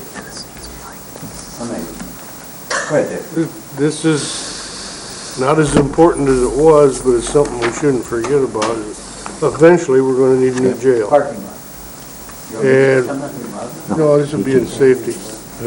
No, if you're going to comment, you should sit there and let John put them up. The idea is when and where are we gonna do it and how are we gonna pay for it? You know, and we talk about this every year, and Dick is right, it's not a short-term thing, and maybe that needs to be in the parking lot, John. Yep. But, I don't know, you say, but the thing is that, you know, 5 years ago, the commissioners, or 4 years ago, Chris, you were here when we started this, when we were at 190 inmates. Yes, I And, was. you know, and everybody's screaming, we gotta build a new jail, we gotta build a new jail, and now we're at 140 inmates. 217. And everybody just kinda, you know, okay, it's okay for a while. And it's not an easy issue because, you know, who in the public is gonna support building a new jail when we have 60 beds available? Well, I You know, think it's but- something, I have one that goes along with Dick's, and it says, visit Ogama County's correctional facility. They doubled their capacity to 120 bed, had 60 previously, for $6 million with a new facility and no increase in employees. And what they did there is they took an old abandoned, not an old, but an abandoned, what formerly had been a department store, and they remodeled it, they put an addition on. Now they doubled their capacity, they're able to meet all the state mandates, it's state-of-the-art, with no increase in employees, which is another Huge. expensive part of correctional facilities. But bricks and mortar, and we've got a lot of buildings. Another one, you talked about this morning on the health department, looking at the old state hospital. I think we ought to look at them all down here. That's what I was talking about. He said Tom's. Huh? Tom's said in Tom's. I'm talking about Cherryland the Mall. health department Cherryland at the Mall. Tom's grocery store. Tom's, yeah. Yeah. But that whole thing is in foreclosure, Mm-hmm. and I think there could be some golden opportunities there. So could I suggest that we take Larry's one about visiting the Ogama Center, in other words, use that as a thing to say, refocus our attention on this issue, and do that this year, do some analysis, and then put the jail under the parking lot, because it's more than a one-year process. And You know, there's no question we have to build a new jail, it's just a matter of when are we going to do it. for new commissioners, too, you should know that it's about a 5-year process to build a jail from when you start. Although Ogama did it a lot faster, I think Larry's point of seeing that is probably really worth doing. But, you know, it's a very complicated issue, because in our case, building a new jail will require more staff, not less staff. And the reason for that is because jails in Michigan are so archaic and are in so much disarray that the state government has allowed them to be staffed at lower levels because of the restrictiveness of the buildings and the construction. And they've kind of, and because of the economic impact on local communities to bring them up to speed. And the issue, one of the issues we'll face is when we design to a new jail, which is direct supervision, which is a better, cheaper way to do it, we'll actually have to come up to state and federal standards, which means we're going to have to increase, I think we figured by 6 or 7 jail corrections officer. So it's Yeah, It's I a little more don't know if I complicated. agree with that, Dennis, because Ogama County was in the same thing, and you bring up a good point. Direct supervision, that new addition they put on is in a spoke, if you will, or a wheel, where one officer visually can see all the inmates, where, like the jail we have, that's what they used to have. And they just opened theirs last year. They had an open house, I believe it was last May. Yeah, May 21st. So that's really, they just built that, and the figures for the commissioners that don't know that we'd kicked about, this has been going on for years, has been always 30 to 35 million. Well, my ears really perked up, and that's why I'm advocating we should go over there and do a visit, because $6 million to build that size facility, say if you doubled it, it was $12 million, that's a lot cheaper. Given the state of the economy, construction is a bargain right now, too. Yep, Yeah, absolutely. good point. It's absolutely true, you're right, Jason. Just, when we're looking at that, we would be remiss if we don't look at regionalizing our jails. Starting to look at collaboration with other counties around us. You can't continue to provide jails for each individual county. And for those of you that are new, just know that we have had these discussions. It And they don't always go comes anywhere. down to the sheriffs and their jurisdiction over inmates. But the point is that if anybody's ever going to change the way we look at We have jailing to do it. inmates, it's got to be county boards. Yep. It really does. It Yep. can't be sheriffs. Because it would be more efficient, it would make more sense. Right now, we have a situation over there in Leelanau where they built an 85-bed jail, and they have about 25 inmates. Yep. And, they're just, we could have done something better, I think, regionally. Ross?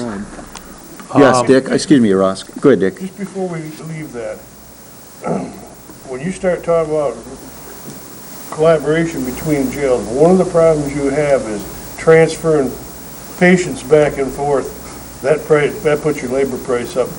But if we build a new jail, we probably won't build it on this site. We're going to have transportation problems anyway. And the other thing is, there's two things you can do to ease the transportation issue. First of all, you build a court into the jail. Yep. So you take the judge to the jail, not the jail to the judge. Yep. And the second thing that you do is, you do video arraignment, video conferencing. All of our courts now, with the exception of Circuit, which will have it here in another month or two, has video conferencing capability, and they're working on Antrim and Leelanau to do the same. When you're doing that from county to county to county, you're still going to have higher transportation costs.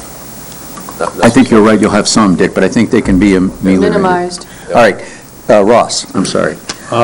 Continue to collaborate with the road commission to improve transportation infrastructure. That's good.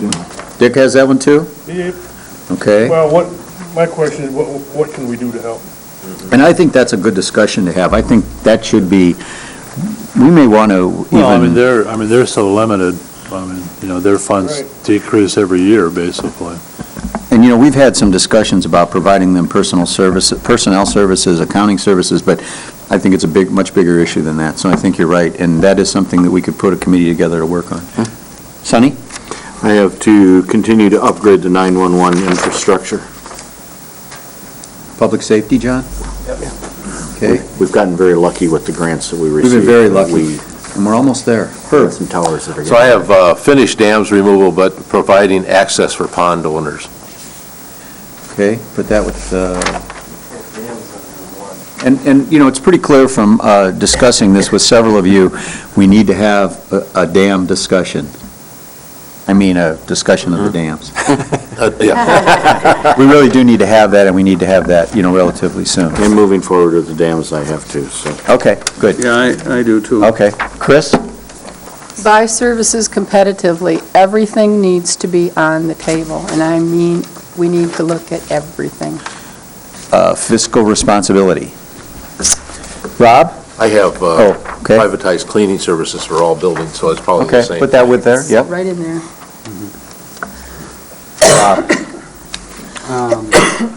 Encourage economic development by reviewing the fees to do things charged by the county.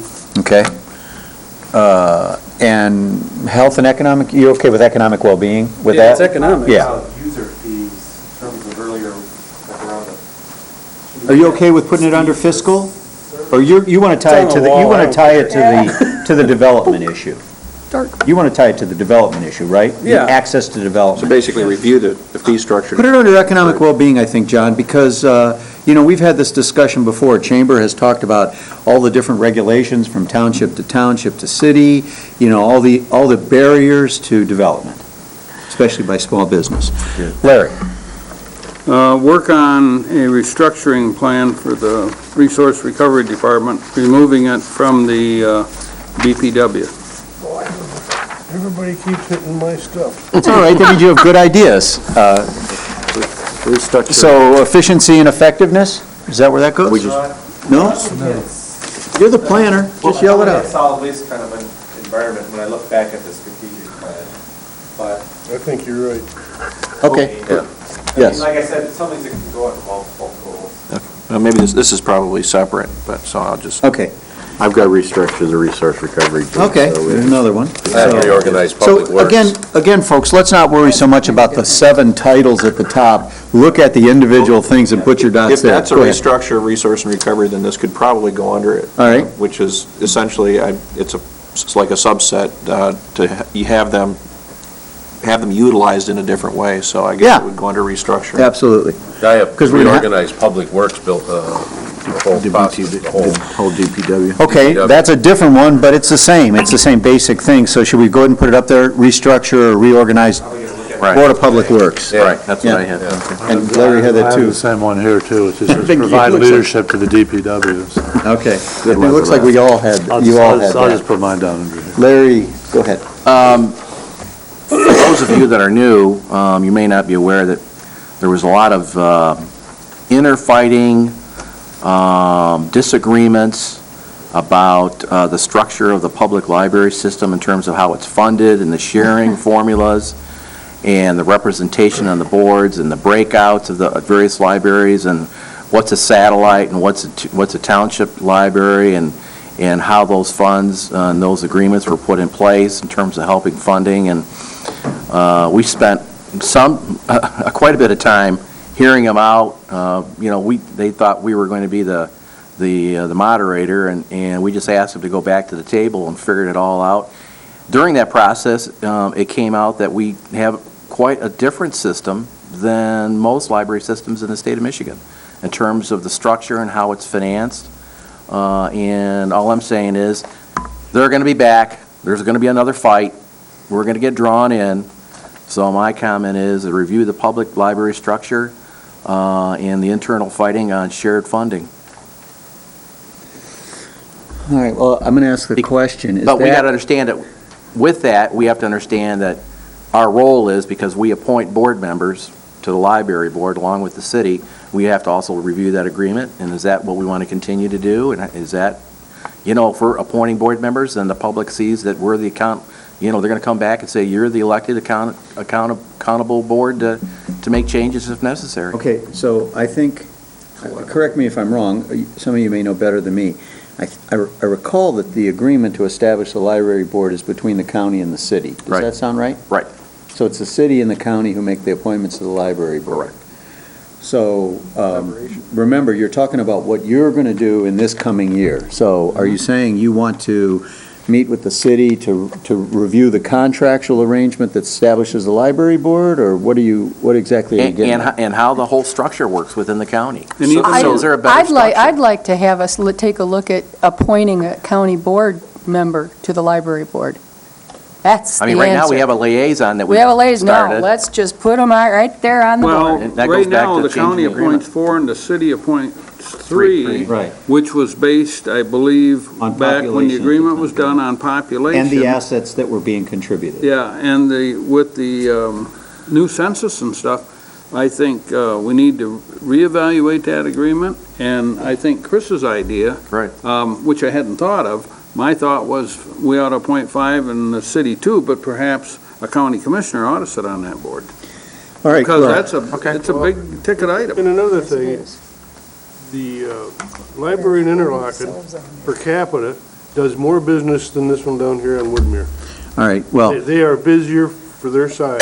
Let me suggest that there have been a number of suggestions that have been raised here, and I think probably what's appropriate for the board is analyze the contractual relationship that's set forth in the library board and see if there's consensus on proposing some changes to the contract. Is that what you're getting at, really? That's a good goal. Okay, and in that, you could say, well, look, we've looked at this contract, and we're going to appoint a county commissioner next time one's open.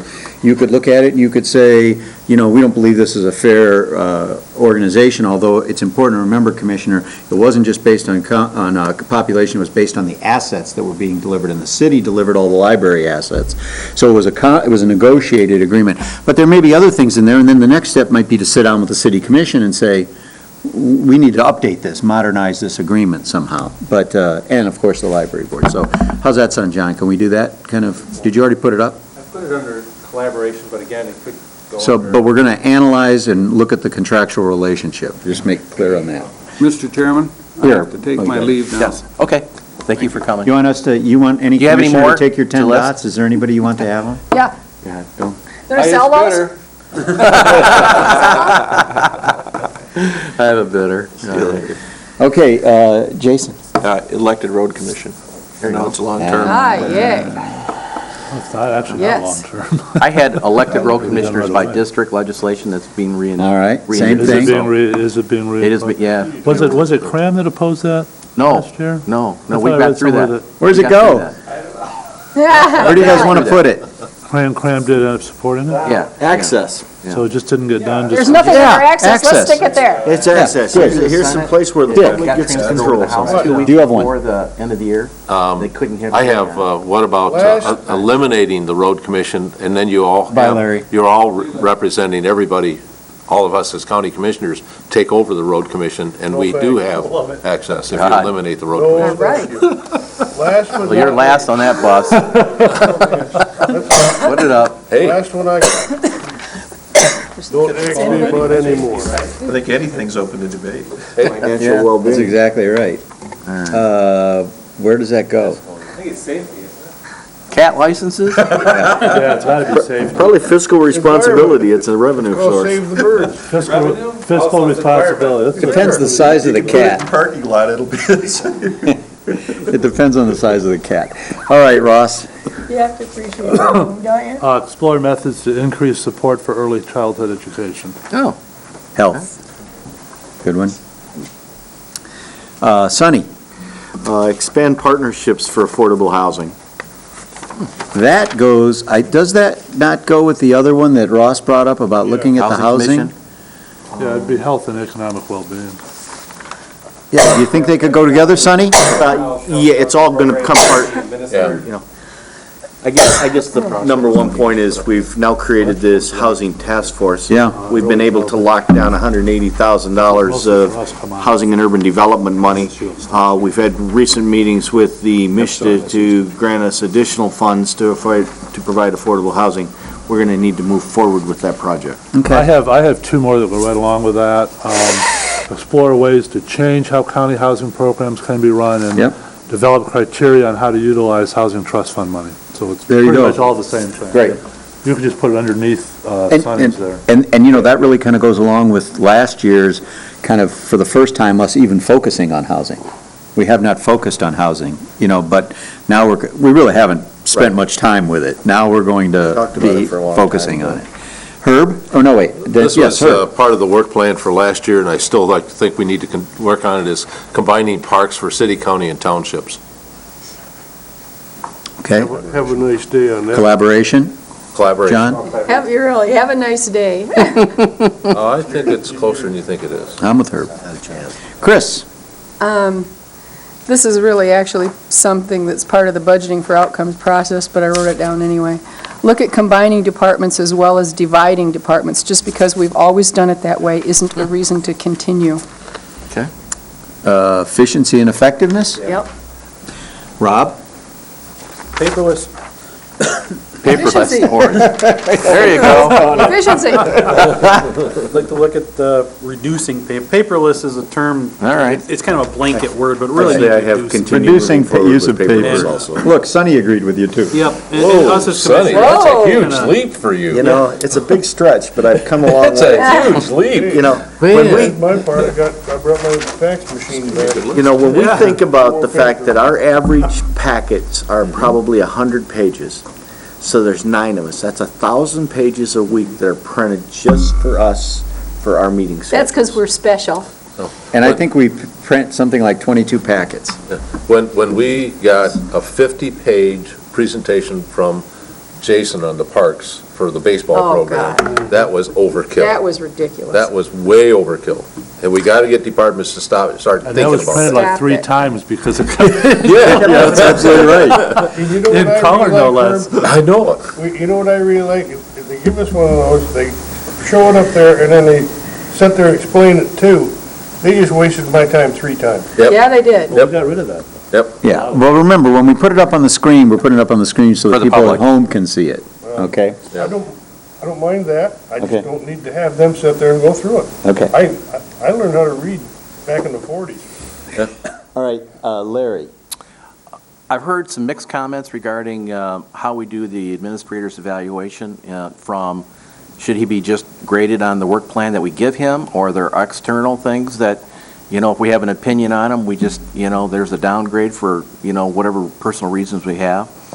And the issue of trying to assemble a number in certain categories. And I think we should, I know we've done this last year, and I think we talked about it the previous year. We never really have come up with a commission agreement about how we evaluate the administrator in terms of a form or a process.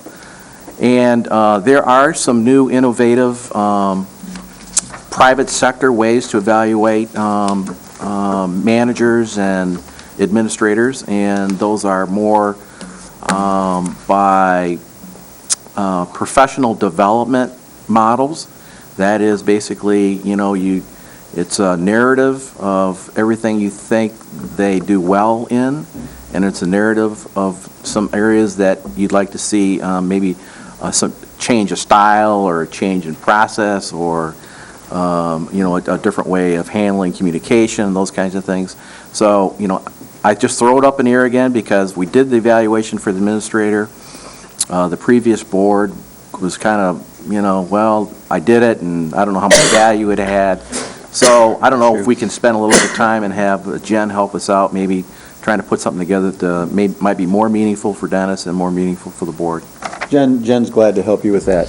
She's available to you. For the road commission, elected. Efficiency and effectiveness, probably, Jen? You think? Yeah, I would say so. Yeah. Jason? A ground-up budget. Yay. Fiscal What does this? responsibility. Budgeting ground- You mean a ground up. hamburger budget? No, it's zero-based budgeting. Zero-based. Dick, do you have any more? Nope. Okay, Ross?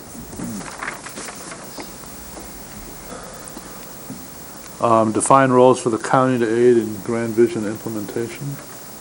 Interesting. The With- collaboration. Collaboration, probably, huh, Ross? You know, No, I don't. I've been looking at budgets for 30 Sonny? years. Investigate veteran millage. We've got hundreds of young men coming back from the Gulf War into our community, and our local veterans and our state and federal programs are not designed to handle that. I would say young men and women. Yes. Young men Yep. and women, absolutely. Okay. Herb? Combined city-county police departments. Public safety, collaboration, could be a number of Collaboration. things. Yeah, that's fine. Put it under public safety so we don't lose track of it. Public Alright. safety. Okay, whatever. Yep. Good one, I like. Chris?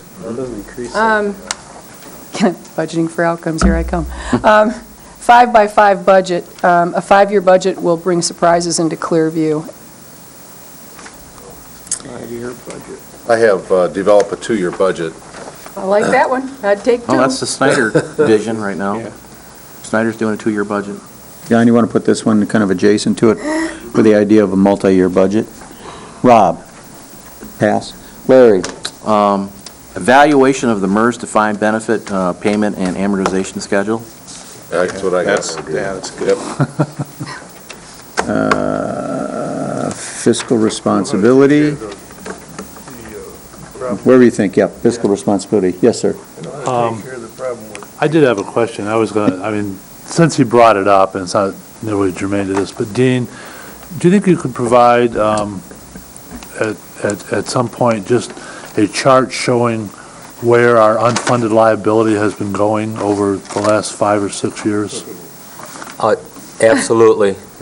You have that Because, in your- when we talk in numbers, but we don't know if that's been getting smaller or bigger Actually, or let's look whatever. at 10 so- years if we can, Dean. I think that'd be The good. actuarial valuation provides a table that provides a 10-year snapshot, so Okay, well, if you could provide that to us, I'd appreciate it. we'll have that next week. Thanks.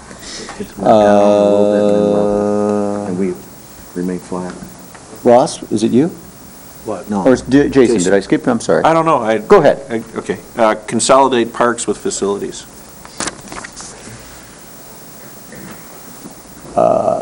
Efficiency and effectiveness? How's that sound? Yeah. You okay with that? And you're good? How about you, Ross? I'm good. Sonny? Evaluate our capital improvement plan. I think we still need to move forward with that. And as part of that, we also need to go back and look at our 5-year maintenance plan. Because we've gotten away from that the last couple of years with our budget constraints being what they are. Right. But that's going to come back and bite us. Yes, it is. It's absolutely going to come back and bite us. Especially in the Board of Public Works. Okay. Herb? I have cross-deputized tribal police and collaboration with tribal government. Yeah, I had that. That was good. You know, it's public safety, but I really think it's collaboration, John. Yeah. Well, then we should, Okay, it doesn't matter. Put it where you want. It's both. We'll stick it if we want to stick it.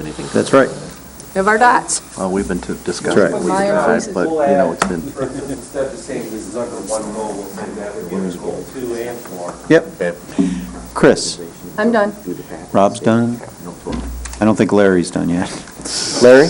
yeah, I got a couple more. Be succinct. Yes, sir. I feel like a broken record on this thing, but Oh, go ahead. Not being succinct. the county's Move ability to offer a product for our retirees is restricted to the point where I think you can only do it after age 60 or something, until 65, and with the new federal, if this thing gets overturned or it doesn't get overturned, people are required to have health care. And I'm just wondering if we could go back to the agent of record in Blue Cross and say, is there a way to create a pool of retirees at their cost that at least we can offer individuals, I don't know if it's like from 55 to 65, to bridge them to Medicare, Medicaid, whatever, and at least as an option for our retirees to consider at their cost. So basically, we would have a larger pool and open it up to a lower age. Because we're restricted right now to age 60. That's what I was told. They cannot come to the county and get, unless it's in their contract that we pay for their health care, they No. can't come to the county until age 60. No, well, I'll gotta double check check on that. that. Because I believe, once they retire, they're eligible to buy their insurance. What's that? See, I They was can told, buy their insurance till they get to Medicare age, and then they See- go into the pool. I was told that it was age 60. Well, I will double check Take that. that. Look But at that. anyway, you can put it up there, and Yeah. we'll evaluate that. It's a pretty easy one. Jason? I have one last thing, at least at this point. I'd like to see us encourage a more broad participation by the taxpayers on the large issues such as the dams. I know I'm coming into it late, and I know that I'm new here, and I know that a lot of you have already had your presentations. You've been a part of some of the efforts to remove the dams.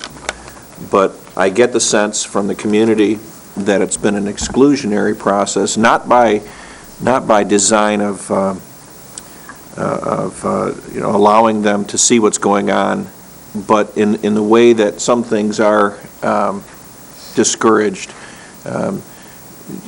Ideas that might be shot down as maybe just a little crazy or out of line. And I think that the snowballing effect that has happened once the decision was made to remove it has eliminated any objections along the way, even though we haven't looked at the real cost of removing or saving since an original assessment was made that actually showed that keeping the dams and not using the power would actually have been cheaper. And now with additional information, it seems that there are even more reasons to take a little more cautionary approach to making the river a more high velocity river.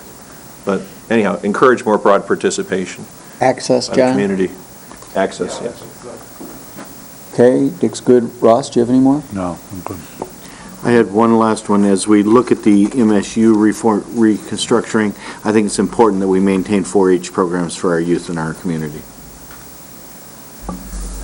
Okay. Kalkaska heard that real clearly. Herb? Boy, they sure did. 211, Okay. get it up and running and implemented.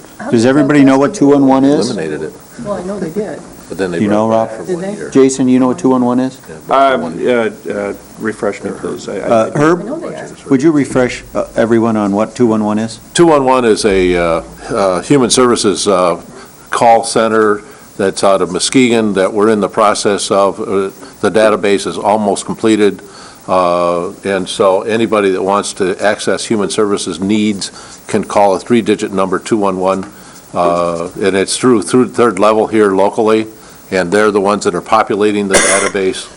And then any calls will go to Muskegon, and nighttime calls we're hoping will come here to Traverse City.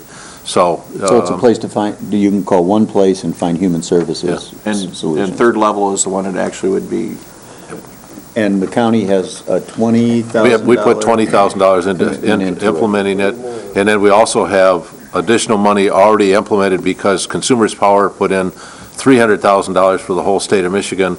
This is a 9-county collaboration that will be coming through. It's not just Grand Traverse County, it's a 9-county. So it includes Emmett, Charlevoix, Wexford, and Missaukee, along with Leelanau, Grand Traverse, Benzie, Kalkaska, and Antrim. So, and so that's the beauty of this particular program. But Consumers has put money into it, and each of the individual counties and cities, there may be more asked, but we're not sure yet how far it's going to go. We figure that as the program comes up and running, you're going to see more and more people being able to use it, because it eliminates them having to travel in order to find where it is. If you got a food bank and you need food, you call 211 and it tells you where the closest one is and what hours they're open. Okay, thanks. I did have one more, and this is thanks to Sonny for his comment on 4-H, but this is support MSU Extension agricultural programs, because it's the one area that there's actually been growth in, especially in this county, and it's the one thing they're uniquely equipped to do. I mean, they have information that obviously none of the rest of us even have, so. I heard somebody mention something about Kalkaska. I had heard that they had eliminated They it. eliminated it and brought it back for they brought 1 it year. back, they resurrected that night. Okay. They packed the Coliseum. Yeah, no kidding. So Anybody else here have anything? they did eliminate funding for Conservation District. Really? I've got 4 last ones, 4? due to my Told you, age. keep an eye on your dots. As I've indicated in prior years, it would be at least my desire to see how we can better communicate with the public. You know, we've done a lot of great things. We're televising our meetings, we've got webcasting, we've redone our website, and it just seems that communication is always the most challenging thing we can get out to the public. You know, our best reliance right now is the paper in terms of their stories. We do go out and make reports to the townships for the individuals that show up to the townships, but I would like to see if we're going to have somebody on staff that does public education, public information, that person be devoted for all county departments to utilize and for their expertise in writing and formatting press releases. And just getting right back, last year we decided to move forward with the NACO prescription card with the Grand Traverse County logo for those people that do not have insurance, so they can get a substantial rate reduction in their prescription coverage. And we just haven't had a chance to market it yet. The person that we expected to market it left the department. We haven't filled it. We have now. We have. We have now. So, if we've got people that have this area of expertise within the county, rather than just designate that individual for that department, I'd like to utilize their experiences and talent for everyone. A community If we can- outreach if we can do- program if for we the can do county. it. If we can do it. Okay. Access, right? The other two I have is to finalize. Well, wait, Larry, does anybody else have Everybody's anything more? I'm- We're done. Okay, Larry. Finalize the Siegel study recommendation by the, Which is, the Siegel study recommendation is done, but the It's just- county board directed HR to do the wage and market review for you, which was put off to the first 6 months of this year. Right. And finally, as we go through the budgeting for outcomes process, that we set up some kind of meeting where we're going to have an agreement on how we're going to expand our strategic plan beyond 2012. Okay? On that, let me read something that, just the other day, I was reading the newspaper, I don't know if any of you saw that, there was one letter writer on the... Yeah. A letter writer to the Record Eagle opined a disagreement with spending more money to hire experts. His suggestion was to buy each commissioner the book and have them read it. Right here. Here's the book. Now, I understand what his point was. However, that doesn't necessarily filter down to the departments directly, so I think if we implement it, obviously it has some, in some measure, it has more effect on the departments that are actually managing their budgets than us as a policy-setting board, so. I have one more. Interaction with employees. I assume you mean increased interaction with Yeah. employees. Yeah. You're not Enhanced. supposed to do that. There's ways of doing it without having to, the Apple Days, the health, Wellness I promotion. the wellness picnic and. I asked when I was filling out my HR paperwork, the new hire paperwork, and I asked, I said, is there a problem with us discussing with the employees their jobs? And I was told that there isn't necessarily. For me, obviously, I'm elected. It wouldn't hurt me, but I wouldn't want to put them in a position of jeopardy. And I was told that it doesn't necessarily do that. No, but I think what Herb is talking about is, there was a time when money was better, where we provided turkeys at Thanksgiving, we had a Christmas luncheon for all the employees. Right. We had regular meetings with new employees, 6, 8 times a year. When Apple Day came around, which I don't know is Healthy Apple Day in the fall, commissioners actually delivered the apples to the employees, and we've kind of gotten away from most all of that. We still have a wellness luncheon in August, but most of the other things have gone by the wayside, primarily for financial reasons, but I think you're talking about enhancing that awareness, and we do hear from time to time, we don't see our commissioners, we don't hear from our commissioners. Yeah, and The biggest thing is just valuing our employees. Yeah, and I think that, to maybe get more to the center of your point, is that we're trying to play both sides of the fence here. With our committee system, we're encouraging staff and people to come in and make reports, and we can ask questions about what's going on within their particular departments and those kinds of things, and I think that's real healthy to do. So we have interaction. They feel it's important that they have a stage in front of the county commissioners. But on the other end, we have to recognize that we have a county administrator. We've agreed that that person is in charge of the employees, and you can't have 9 county commissioners that act as administrators plus have an administrator. Yeah, well, I think the thing gotta is, have- That's not what you're I'm not saying. You don't think directing that's the what they're employee. saying? But Jason, if you have an employee you see and you want to know what they do, not only does that help you as a commissioner. I mean, that's it fine. shows that you value them as an employee and you're interested. So, yes, absolutely, access to employees is very important, and you should take One of every the other things we have to understand, opportunity. they are citizens of our community That's right. also. That's right. But we had some problem on the road commission with Well, a road commissioner meddling with the. Well, that's the difference That's a whole between different directing ballgame. what the That's what we can't employees do. do. Yeah. no. Yeah, please take every advantage you can to talk with them. I think it's real important. I think the more you do, the more, you'll kind of grasp the scope of what we do, so that's great. Is that it, Larry? Yep. John? Well, at this time, we're ready to vote. Sticky dots. Sticky dots. For this, in order to keep our time short Careful, here, I don't Rob. want to go through these, but what I would ask is when you go up there is to look at all of them. And there are some that may be a little bit down lower, or you might want to make sure that you read all of them. And you have 10 dots. What we typically ask is that you don't load up your dots onto one area.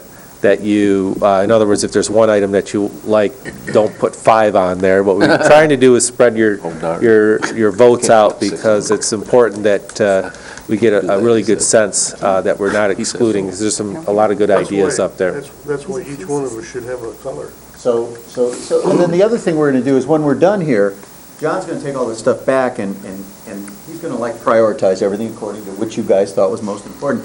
And then we're gonna look for the two things, we'll look for natural breaks, where there's a big gap, and we'll also look at what resources, we can put towards it. In other words, if they all end up with trees, we might not be able to do 50 things this year, because we may not have the resources. That never happens, typically. So we'll talk to you about resources to, get stuff done, but that'll happen at a subsequent meeting, so. Take your time, read them over, and take, 10 or 15 minutes here, and put your dots up. Yep, thank you. Oh, yeah, and all the sugar set in.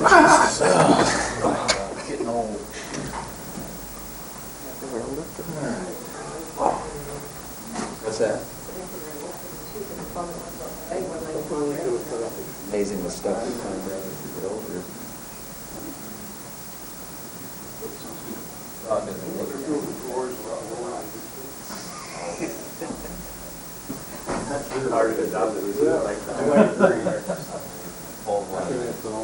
Get me a little bit. I can feel it in my joints, Hey, I'll tell you one of the great things. This is an old person thing, but it's one of the great things. My kids got it years ago. Have you ever seen these bags? They're like bags of beef that you put in the microwave.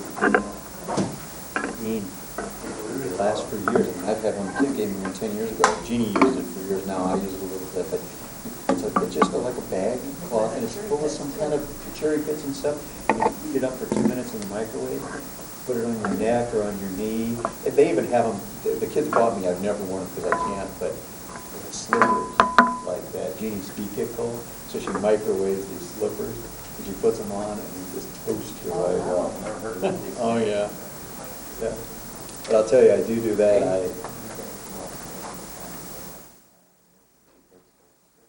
Jeannie told me, this is the first time she said this. She said that if you're going ice fishing this afternoon and you expect me to go with you, you're crazy. She said, no, she won't go.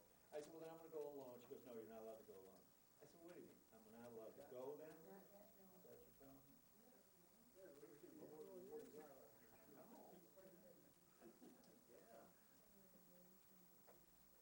Okay, thank you. Chris, you know. Yeah, we're going to go on a caucus. All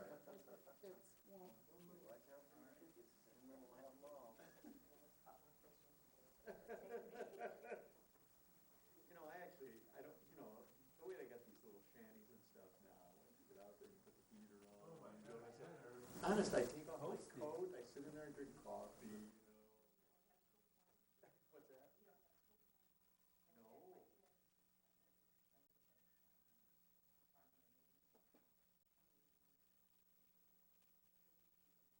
Well, Tony called me last night. Tony called me last night. He's up there, little baby now.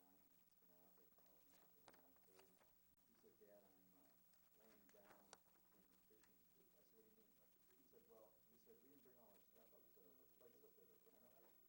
We rented one for like $20 a night. It has beds in it.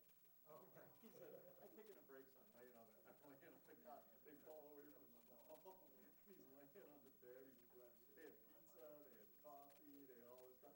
He said, we may stay here all night. I'm like, oh my God. Yeah, it's a lot cheaper than a hotel. And when you're 30, you don't do that.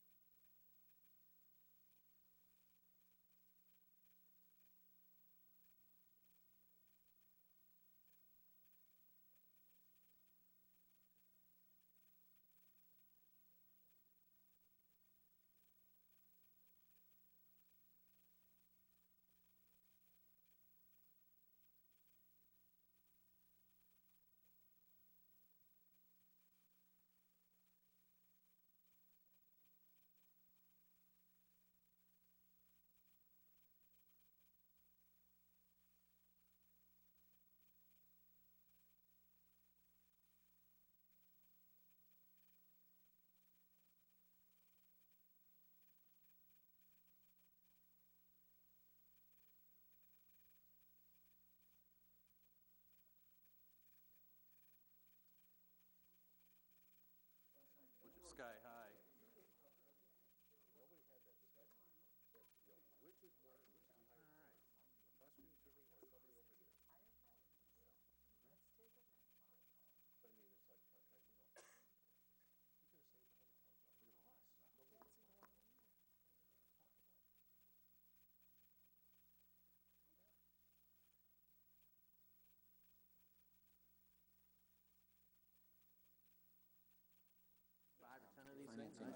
Do we want to summarize those now, or just?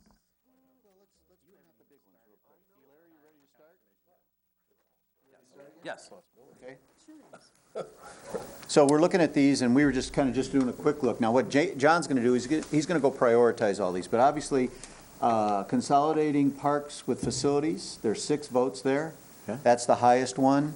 We No, have cat 5. licenses is the highest. I'm sorry. Cat license. I forgot, I'm sorry. My apologies. Cat licenses were the highest. But for those watching at home, there may have been a little trickery involved in that. So Since there's only combining 8 parks of with us. facilities. And then we have a 5, what is that, John?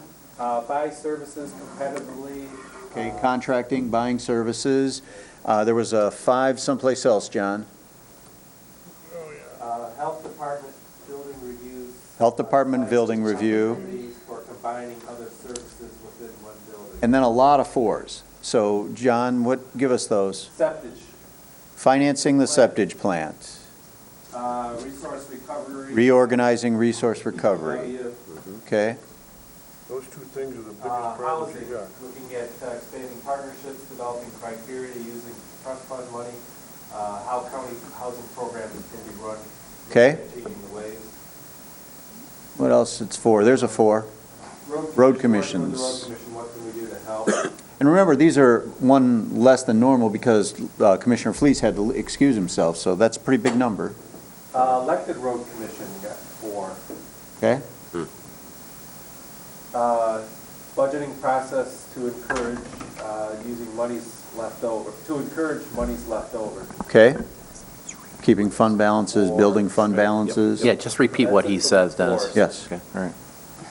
Okay, and so that's the 4. So what we'll do is, we'll consolidate these, kind of wordsmith the language a little bit, hopefully bring them back to you by Ways and Means maybe next month, or even Resource Management, and then you guys can look them over, see how they fit, and then, make whatever changes you need to make, and then adopt, okay? So this will give you a good idea for a work plan for this coming year. John wanted me to talk for a brief minute about what? How are you going to use this About plan? what? In other Okay, words, when yeah. you get it adopted, how are you going to monitor it? How are you going We need to to- check to make sure you're getting progress done? And that's something that Right. Larry and I talked about a little bit. One idea I had, I don't know if you're interested in it, I'd actually like to take your work plan for the year and put it on a big board.